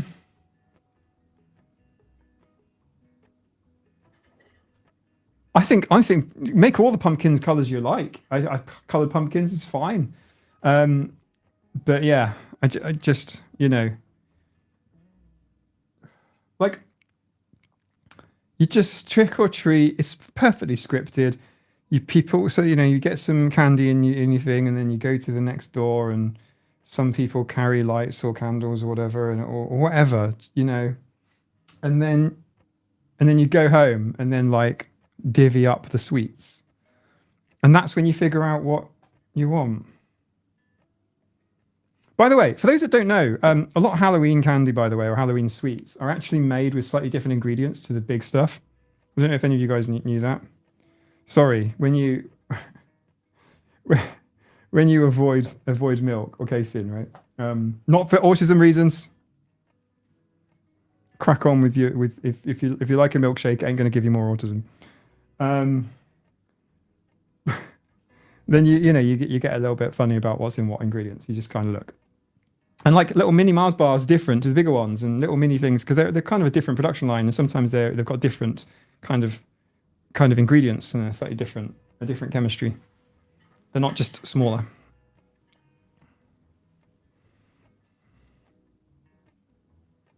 Helen, I think it's just a cultural thing. I mean, it's one night a week where that is permitted. It's just like a thing. Also be nice to an awkward kid because they're blue pumpkin. Yeah, I know, right? Like, I just, like, And isn't teal the one for food allergies or something? It's hard to follow. One is like an EpiPen one. Yeah, one's a nut allergy. So some might contain nuts, etc. While normal sized ones without. Yeah, hello, yes. Yeah. That sort of thing. I'm not completely over. I just know that they're very different. It's true for a lot of products that are vegan. That you'll get like a mini one and it won't be. It'll have milk powder in it. But like the bigger ones won't have. And it's like, what the fuck? It's the same thing, just it's not. Different production line. Different stuff. Oh, teal is a food allergy one. I just couldn't. Okay, let me flip it around, right? Halloween sweets and Halloween candy, yeah? It's all like pre-made ShopRite stuff, isn't it? It's from the shops. The shops make it. It's all mostly in plastic or foil or whatever. Because like, you're not eating at someone's house or going to a cafe. What you it's like it's your problem is basically what I'm trying to say. Am I right? It's like I've you know, the homeowners bought some stuff for the kids, but they don't give a shit about allergies and stuff. Like that's not really what they're about. Go home and figure it out. No? Tier 1's for allergies. Place it to signal there's allergy-friendly treats available. That's great. That's really, really good. And if it's outside your house, you might be able to see it because it will be lit a bit. It's not going to be in dark, right? Approve. Maybe the sign. Although it's a bit weird. It reminds me of the recycling bins. Do you guys...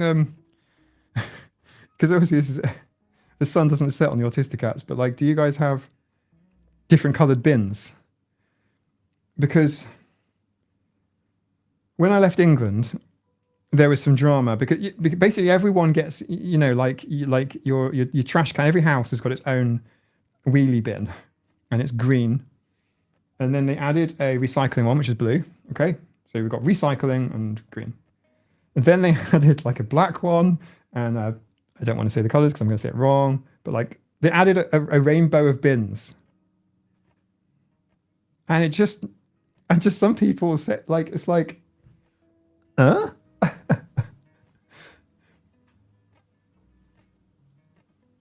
Supposedly it's allergy friendly, but why would you trust someone with your life? Exactly, Dumuzi, yeah. And teal and dark blue are too similar. Yeah, totally. Yeah, I wouldn't trust. Regarding allergies, like, I don't have food allergies. I tell people in cafes that, you know, whatever, you know, it's just it's a choice. You won't kill me. I got a latte from Costa, and they were like, "There's, you know, there is dairy here," and it's like it doesn't matter, just be fine. So yeah, but it's, you know, when you've got like a shop or a cafe or a business, you know, it's almost like business defense to make sure that you're really good with with allergies and things. Jansen, yeah, a spectrum of bins, definitely. No, I don't want to say LGBTQ bins. I've never thought that. That's not what I'm going at. But like, it's like, yeah, a rainbow of bins. Yeah. I don't even know if all the council. Yeah, we've got a black bin here in the UK. You've got a black one now and a blue one, and the brown one's for food. What? Okay. There are other colours in other councils. It got really silly. It was literally the exact moment that I left England. Not because of bins. Don't get me wrong. but it's not because of bins. It's just like you've got all these different coloured bins, and like people get really confused as to what it is. We have 2 boxes for card, a green bin for rubbish, and a dark grey bin for plastic and foil. Yep. But as long as you know what it is, right? And you're not expecting, there's no expectation that everyone knows what all the different coloured bins are. We've got loads of recycling drop-offs around the island. So basically outside all of the, like all the Tesco's and things around here, there are, and in some car parks, which is weird, we've got like rows of different recycling bins. Recycling is quite a thing. But like, it says on there what it is. It says green for recycle, black for landfill. There's also extra cost brown one for garden waste. I ain't paying that. Grass goes in the black bin.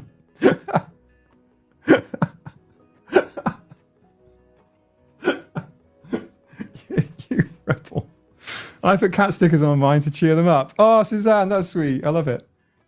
We have black for general waste. That's not too big to be general waste. Okay.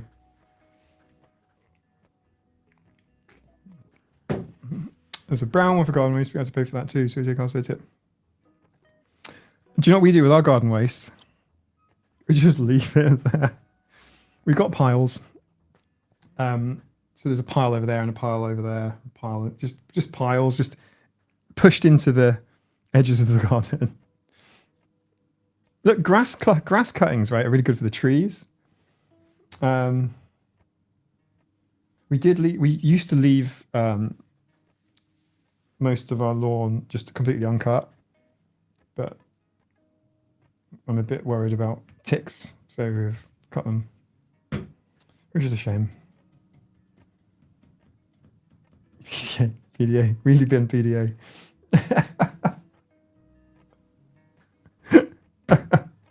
That needs to be a t-shirt. Wheelie bin PDA.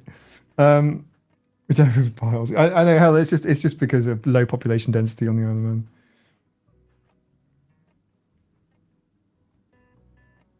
Jimmy's jostling with Hydra for the Hydra, great job. I didn't see the Hydra thing, but you know what I'm seeing. Yeah. I don't have H2O right now. I have a Tango and a T, which is probably gold. Yeah, black bin for recycling, blue one for personal, or the green one for food waste, and bags cylindrical trash bins for me. We have 3 bins in Australia: red general waste, yellow recycling, green garden waste. Okay. So, like, you know what it is. But if somebody accidentally, if someone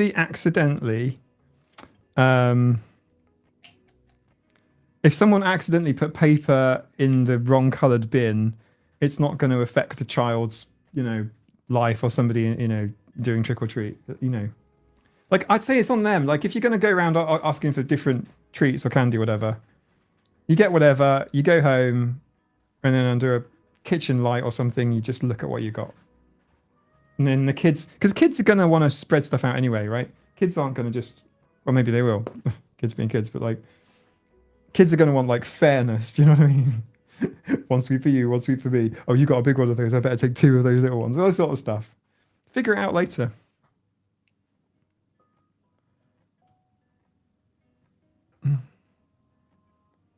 White bins for loading and unloading of passengers. Please do not park in the white bin.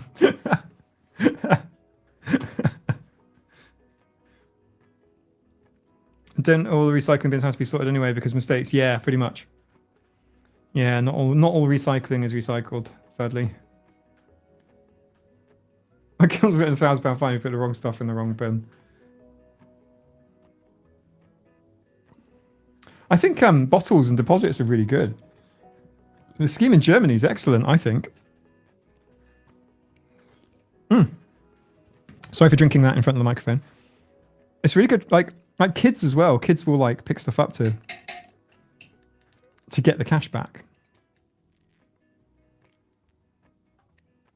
I'm constantly picking these things out of the sea. Not this year, but previously. I've constantly picked up. Yeah. Pardon, I'm so sorry. Did you just join us recently? Yeah, we're talking about Halloween right now. So what have we done? We've done software stuff. We've done job interviews. We've talked about Halloween and pumpkins. There was some other stuff in there as well. Oh, Esmeralda P sent these burbs. What do you think? It's Cookie before and after. And it is blue. I can see it now because my room's quite dark here. But under the light, yes, it's a blue bird. Look, it's a blue cookie. It's before and after Cookie. And we should we talk about the Toblerone voodoo doll?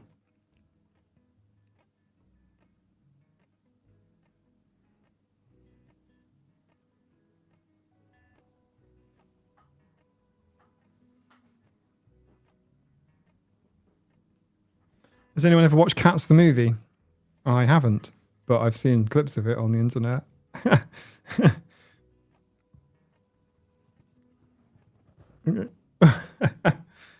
Amazing. The German bottle scarf is amazing. In the UK, it's picture clip and then send it across. Yeah, you UK should just copy because it's absolutely fantastic. It's great and a decent amount too. There was a cashback scheme, not as fancy as what Germany has now, but there was a cashback scheme for bottles when I was a kid in Germany. In Hanover. Glühwein. Oh. Well, it's not the Glühwein I miss, it's the smell of it. I love the smell of Glühwein. They need to make a essential oil that is essential and it's Glühwein smell. But like, I need a good recipe. I'm putting it out there into the hive mind. So one of the things that German Christmas markets used to sell, I don't know if they still do, I haven't been to Germany since a long time, the 90s, early 90s, was Schmalzkuchen, which was kind of like little donut pillows covered in icing sugar, and they'd serve it in like almost like a fish and chips type cone. If any of you guys know what that is, let me know, because it's delicious. I could literally just exist on Schmalzkuchen. It's, I don't know if I'm saying it right. I'm pretty confident I'm saying it right. I don't know how to spell it. Schmalzkuchen. But yeah, tiny little, almost like little pillows of. They were sold everywhere. So Glühwein, mince pies, Schmalzkuchen. That was basically what was on offer in Hanover. But it was everywhere. Best treat ever. There needs to be an event, an autism event in Germany, and I will attend it, and I'll find some vegan Schmalzkuchen. I will, and I'll just eat it all, and then I will be sick. That's not a good advert. Ignore me. Just pretend I didn't hear that. Just pretend you didn't hear all of that. I'm just fantasizing. This is how it goes. Oh, hey Katja, how's it going? Schmalzkuchen, yeah, that looks right. That looks about right. Oktoberstim, yes. I suspect there's quite a few. I don't know. It's this whole kind of thing like, you are not autistic, you are just German. Well, like autistic traits work better in certain cultures. I mean, here's one. Like this is pretty much the. Like if you had to say, how do you know the Earth is a globe? And there are various ways you can prove it. There's this experiment going on at the minute, or about to happen, where flat Earth is going to go to Antarctica and watch the 24-hour sun, where the sun never sets, which doesn't happen on a flat Earth model. Why am I mentioning this? I've completely forgotten. Oh my goodness. I've forgotten what I was saying halfway through saying it. I've lost it. I'm sorry. You need lard for original Schmalzkuchen, but I'm sure you can substitute with something vegan. Ah, cool. Yeah, like a flora or something. Enshrouded. Tell us about it. Oh, Germany, Japan. Oh, that's right. Cultural. Thank you. You put me back on it, Sarah. Yeah, exactly. Because the eye contact thing is totally Western. Gravity being the main one. Yeah, that's true, Helen. Yeah. But like, sorry, that's quite funny. But yeah, essentially, what are considered autistic, quote unquote, deficits are to do with Western stuff, Americanisms, broadly.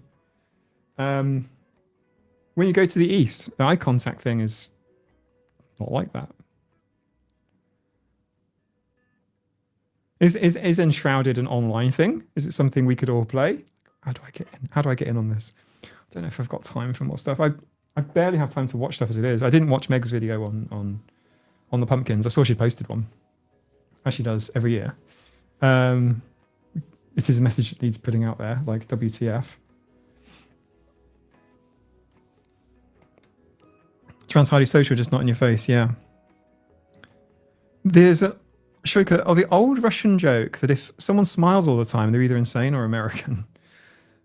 Yeah, I guess it's like that sort of business culture, you know, of wearing uncomfortable but smart looking clothes, you know, looking someone in the eye, smiling, you know, shaking their hand, you know, the firm handshake of the right amount of pressure for the right amount of time, then just doing, you know what I mean? Like all this stuff is Western, but like predominantly American, not entirely American. It's British as well.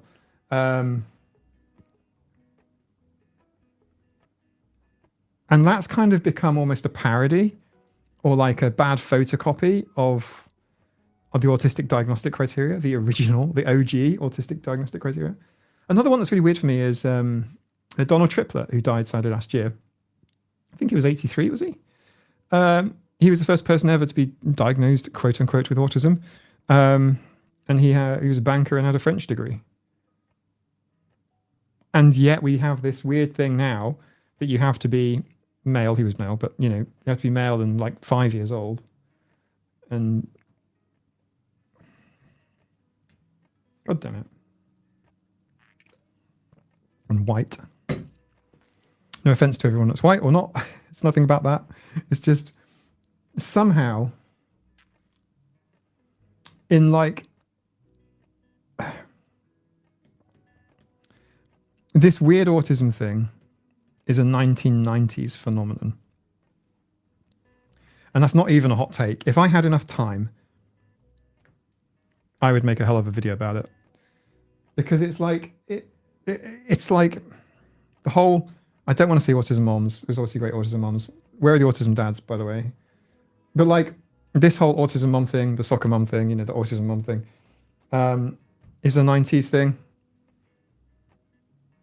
The big driver, the Autism Research Institute, Bernard Rimland, the precursor to Autism Speaks, all of that shit is all kind of like 90s. Leb Kuchen's amazing too. He was 92 when he died, so much for dying early. Oh, right, okay. Is he 93? That's good. 93 is all right. I was a phenomenon back in the 90s, yeah. And just like that, that's kind of like the era of this weird kind of view of autism that we have now.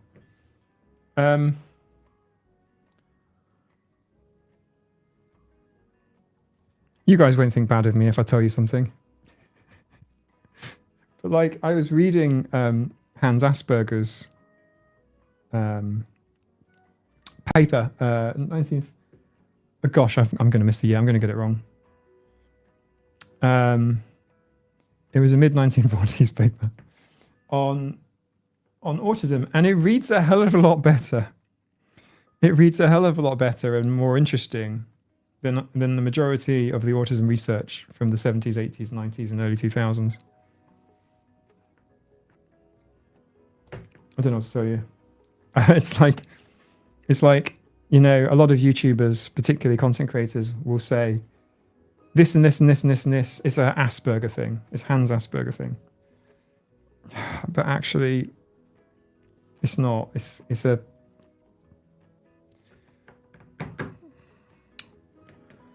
I'm just saying. I mean, I was reading it with Nina, and she was like, "What are you reading?" And I'm like, you know, just a paper by a Nazi scientist."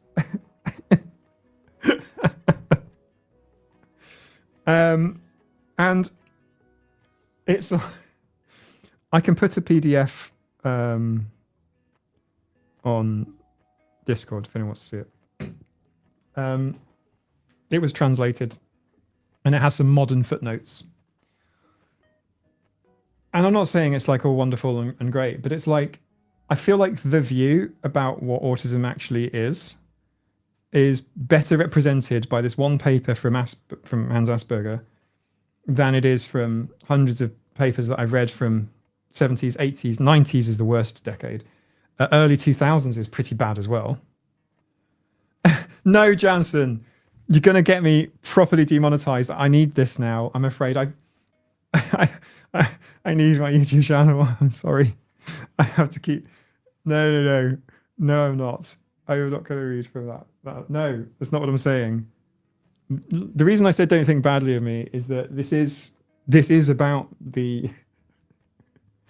It's almost the foundation of early autism research, right? Or autism opinion. which is what this paper is essentially a collective. Hey, Jansen, this is up your street. You should read it. You should read it. I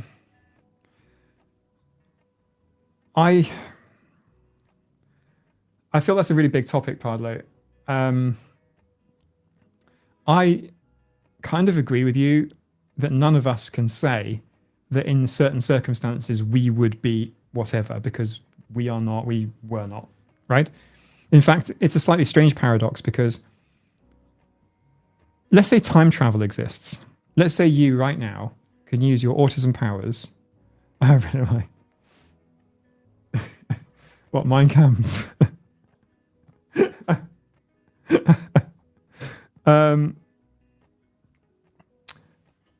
Hans Asperger, look, if you could time travel back to 1940, if you could time travel back to 1980, you would not experience what it's like being in 1980, because you are not from 1980. Exone, yeah, it is. It is literally just a book, yeah. I don't think he published it as a book. OG. But yeah, it's... Anyway, we'll just park that for a second. Back onto Hans Asperger.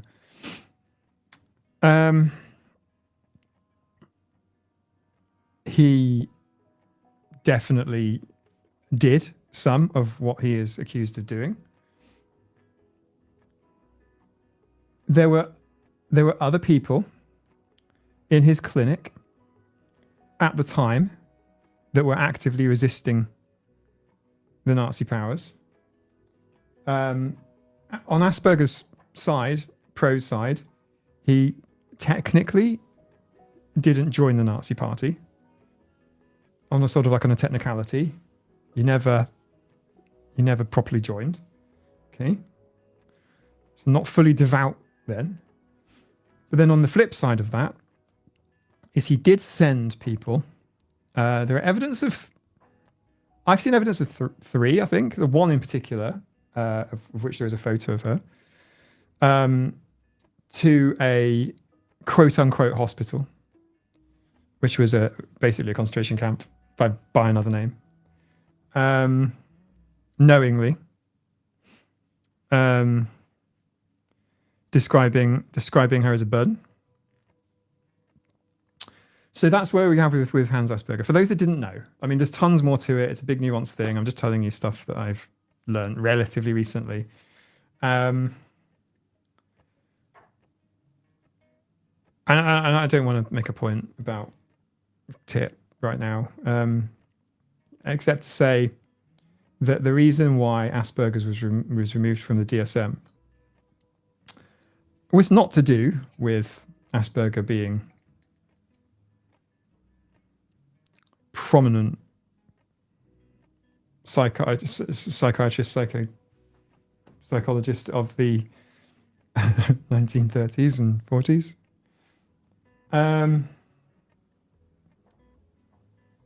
It's to do with the fact that there actually isn't a difference between Asperger's and autism. That's why. I don't know, my mind immediately just goes to the whole fucking levels thing. I think of levels 1, 2, and 3 like a video game, or because I have a piece of paper which I obtained relatively recently in my life, which describes my support needs over several pages of paper, mind you, but summed up with one word, which is level 1 without intellectual disability. Sometimes they can write with or without language difficulties, whatever. I could describe some scenarios in my life, which are reasonable, reliable scenarios, as being level 2. I have been level 3 in the past. There's no question. The point is that I'm very lucky and I've accommodated myself. It's not easy, hard, or extreme mode, but that is how it looks, right? And it's far more fungible. It's far more nuanced than 1, 2, 3. I definitely recommend having a strong support system in place beforehand. Before what? Gotcha. I'm sorry if you said sorry. My apologies, because I'm obviously in the stream, but I missed the chat because I don't. I sometimes look away to think is how it is perceived, but it's not about eyes anymore. Like, I'm not reading the chat when I'm thinking I have autism D20. D20 plus 1, D20 plus 2, or D20 plus 3? What are we talking about? We keep trying to move 2, they're the same, but it's always with some new qualifiers for differences. Yeah. I think ultimately, this is my hot take, and I think this is generally the drive, which is that people, well, autism, for example, is referred to by the American Psychiatric Association. The American Psychiatric, I want to say association. My brain is fried. I've had a really difficult day. I've had like 4 hours sleep, everyone. Mike, I was thinking about getting assessed. So what do we feel about Spark for Autism? I've never heard Spark for Autism. And self-diagnostication is perfectly valid.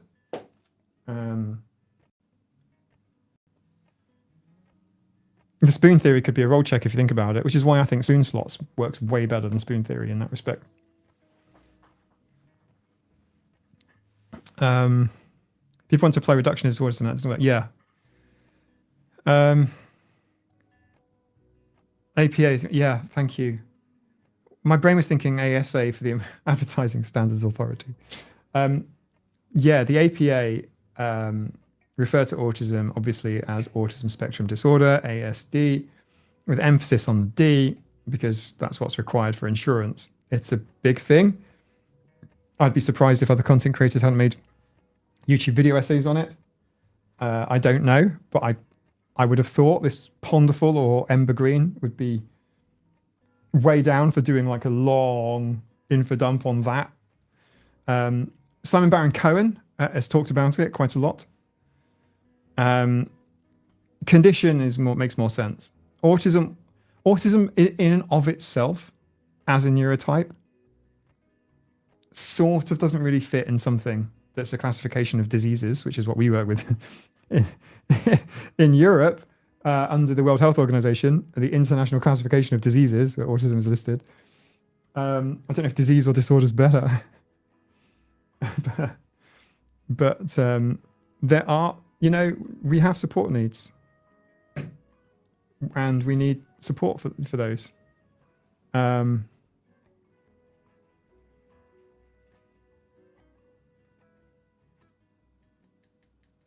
Autism is more of a spork theory than a spoon theory. It's a combination of mental energy and physical fatigue, yeah.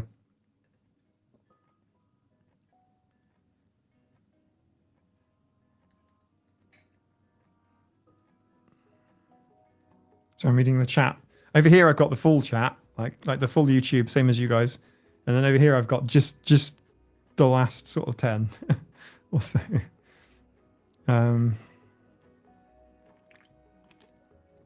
Bandwidth, yeah.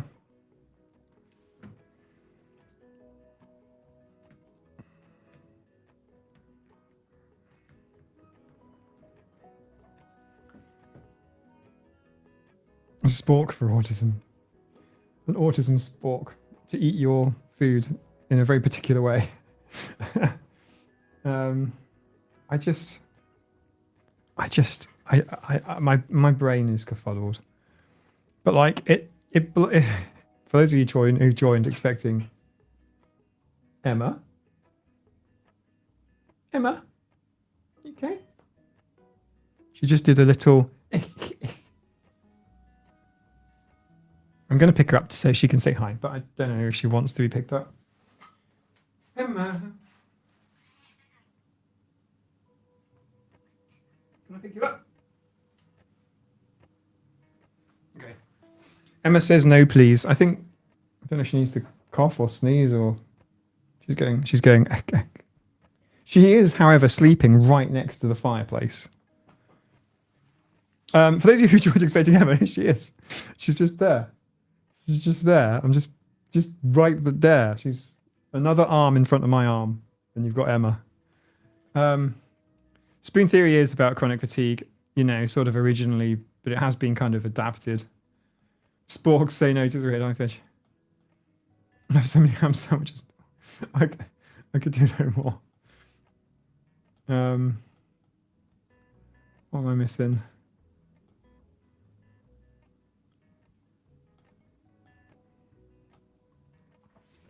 Spark for Autism. They collect DNA from volunteers for autism research. I find the DNA collection stuff to be worrying. Yeah, Russell, I have. There is a CO detector just over here, 3 arms in front of me. And there's a CO detector right here above my head. There's 2 for redundancy. Actually, this is the proper one. This is a Google, well, it's a Googled sort of Nest thing. I think they've actually stopped doing the services now, which is really annoying because these devices are amazing and saved my mum's life. That story another time. And then there's like just a CO one just tucked around the corner. That is a very good point, and thank you for raising it.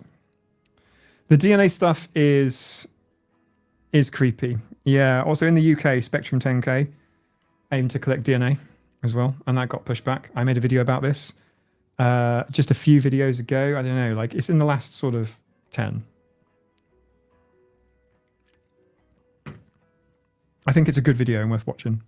I would say that, wouldn't I? But you know what I mean? Like I try not to waste your time. I try to be respectful of your time. Jansen is worrying because that path could lead to eugenics. I don't think against editing, but inherited stuff like hemophilia, but autism isn't a defect. Yeah. 100%.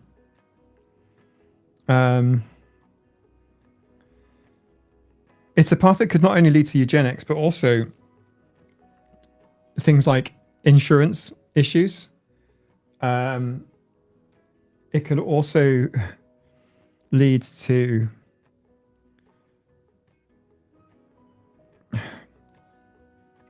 discriminatory practices throughout your life. I thought about this. I've given this a great deal of thought because I've just decided to just own up to it and go, yes, on my list, I wanted it noted that I was autistic. I wanted some evidence in there. I wanted some stuff. If I ever were in a situation where I couldn't speak up for myself, it might just be that part, essentially like a healthcare passport, there might be a little flag on there that might just mean I get more appropriate care. It's a long shot. It's a moonshot. And it's not trying to get something that's better. It's just, why isn't he eating the shit we keep giving him? Oh. It's just, there might be a thing. But I thought about it long and hard. Even I treat autism disclosure as, I don't always disclose.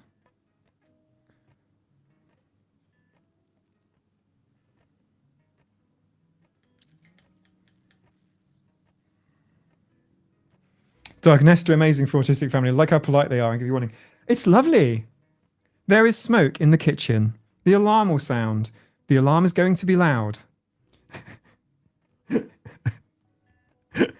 The only time they went, there's an emergency. There's an emergency. There's a fire in the, I forget what it said. We had the name slightly scrambled. So it said something like garage. You know, there's a fire in the garage, something like that. There isn't one in the garage. Not a posh Nest one. And I ran to where my mum was. And my mum had accidentally turned the stove on.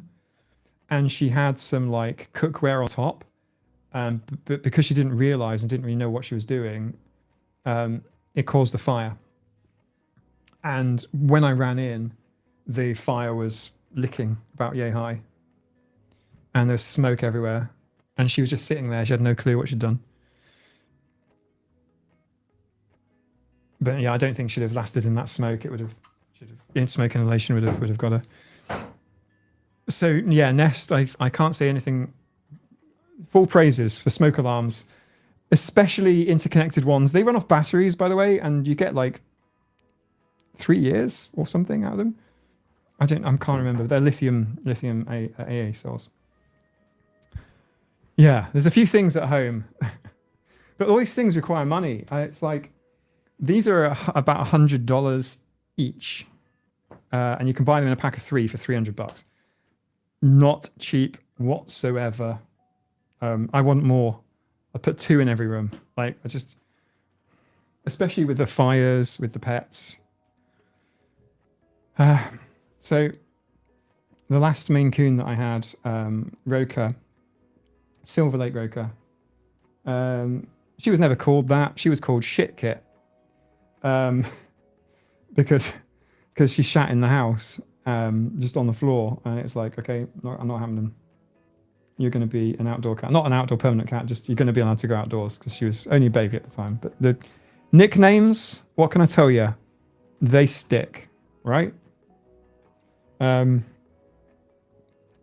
a joke in the scuba diving community which is very, very rude, and I'm going to tell it to you all. The joke is,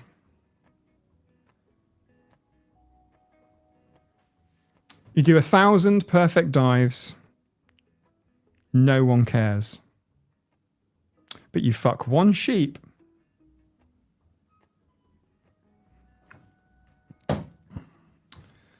there are a lot of jokes like that. A lot of idioms, a lot of pieces of wisdom passed down through the ages. Pardalo, it is possible to get smoke alarms for free from the fire brigade. And yeah, that's absolutely true. I forgot to contact the fire brigade to ask them to put some in. They just do the basic ones. These ones are great. The Nest ones are brilliant. They do a test every week. But I do like there's smoke in the kitchen. An alarm will sound. It's going to be loud. Is what and I just think, like, Doug, yeah, you're right. That's just like from an autism perspective, because smoke in the kitchen, it happens all the time. It's just perfect. It's just, so you just have to just note that.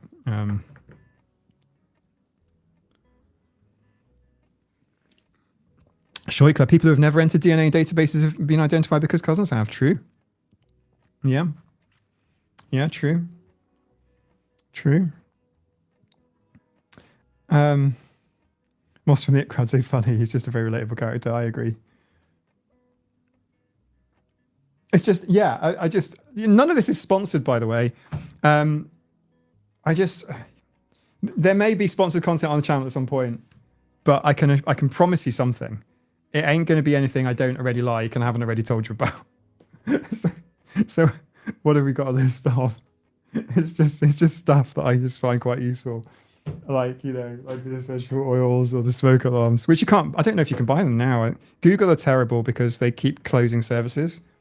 Like, and I don't know about the back end service for this. And if they stop doing that, that'd be really upsetting for me, because we've got like a few of these alarms. They're not wired in or anything. They're just drilled on ceiling.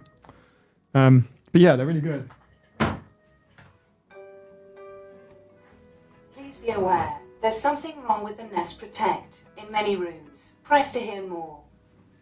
I've never heard that before in my life.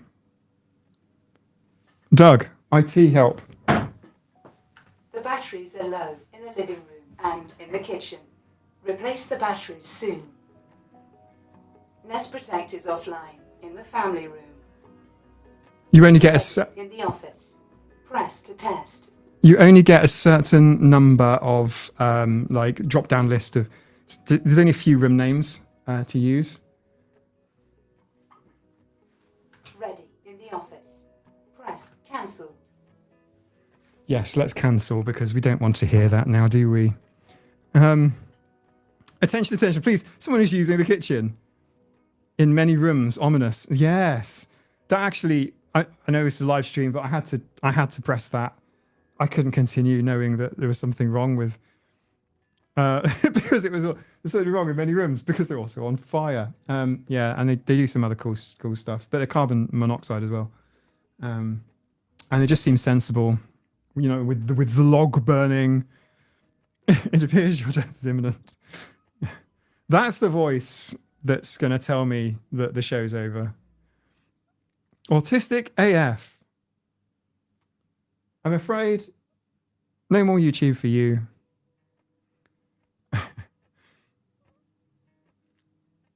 The house is about to self-destruct. Have a nice day. Yeah. Exactly. Exactly. And Kai decided to put the fire extinguisher bottle over there with the rest of the fire because it was also on fire. Yeah, the IT crowd is amazing. It did sound a little bit like Alexa, but a little bit more authoritative and a bit more calm. Hey Jason, how's it going? We've gone from tech, employment, interviews, unboxing. Yeah, it's like the robot from Portal. What's it called? This was a triumph. I'm making a note here. Huge success. It's hard to understate my satisfaction.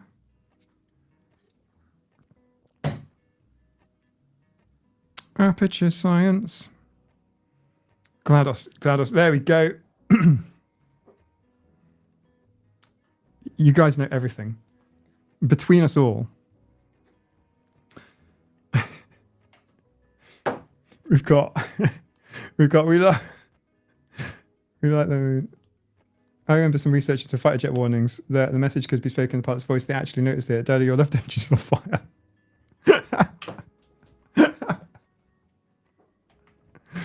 It's good user interface because it will make people pay attention. It'll make people, oh, hello. It'll make people kind of like spark up a little bit. I'm going to have to look up the desktop voices. I can't let you do that, David. I'm afraid I can't do that. Did you know that, is it how? No.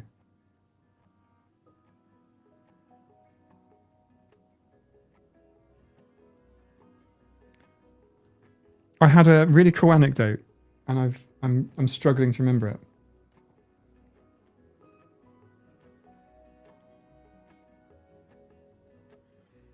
No, not Hal. There's a robot, and it's from a movie, and it's an acronym of IBM.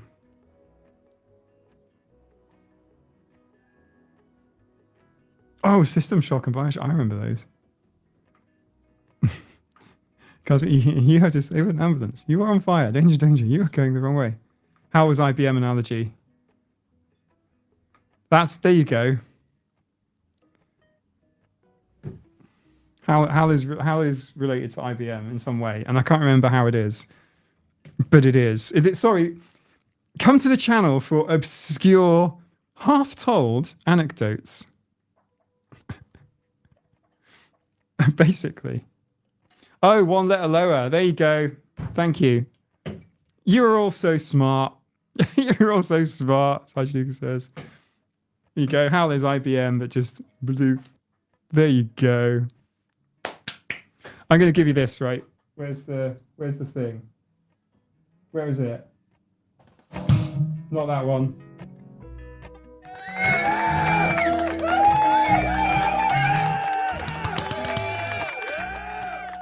That'll do. That's kind of a bit of that's aggressive applause, isn't it? That's like the stock video of applause. That's like the man in the thumbnail of this live stream. Just this big grin. I don't know why. That's not what people look like. So it's an aggressive applause. It's like, right, everyone, ready for the applause? Do the applause. Hooray, hooray, hooray. It's not like a real applause. It's kind of, don't drink your wee. Exactly. 2001 Space Odyssey. Crowdsourced brain for the win. Crowdsourced brain's brilliant. What I need you to do is tell me how to make Smartkuchen. Yeah, Hal is IBM. It's one letter down. It's a bit weird, I know.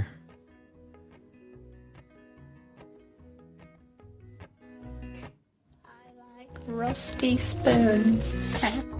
Oh, we're getting to that time of year. I like to touch them. We'll do a Halloween special. There will be a Halloween special. And it'll be like, once this project I've got to work on has been put to bed, and very soon, I'm desperate to make videos, folks. I've got a cool little recorder over there. Little external recorder for my camera. I can't wait to use it.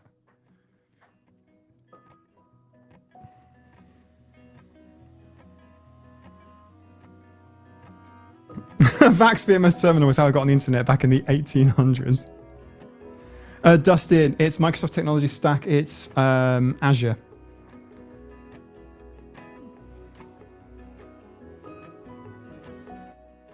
Right, done? I like rusty spoons. I hope your spoons are never rusty.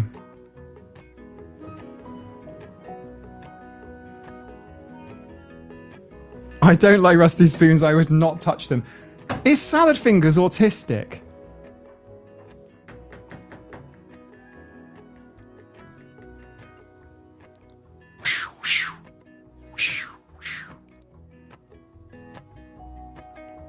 Holly. I like my spoons to be full of ice cream and no rust. The room you're in looks very cozy and the colours I jump to. Thanks, Christopher.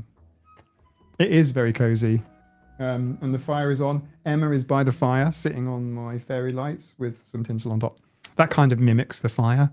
So basically, it's just like fairy lights, but they tend to literally live, you know, with the wire just tucked in the fireplace with some red tinsel.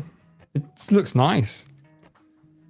We bought Maurice a tiny wizard hat and Salem as a pair of bat wings. Ready for photos with a car pumpkin? Yeah, we need to do photo on the Discord. We do extra XP.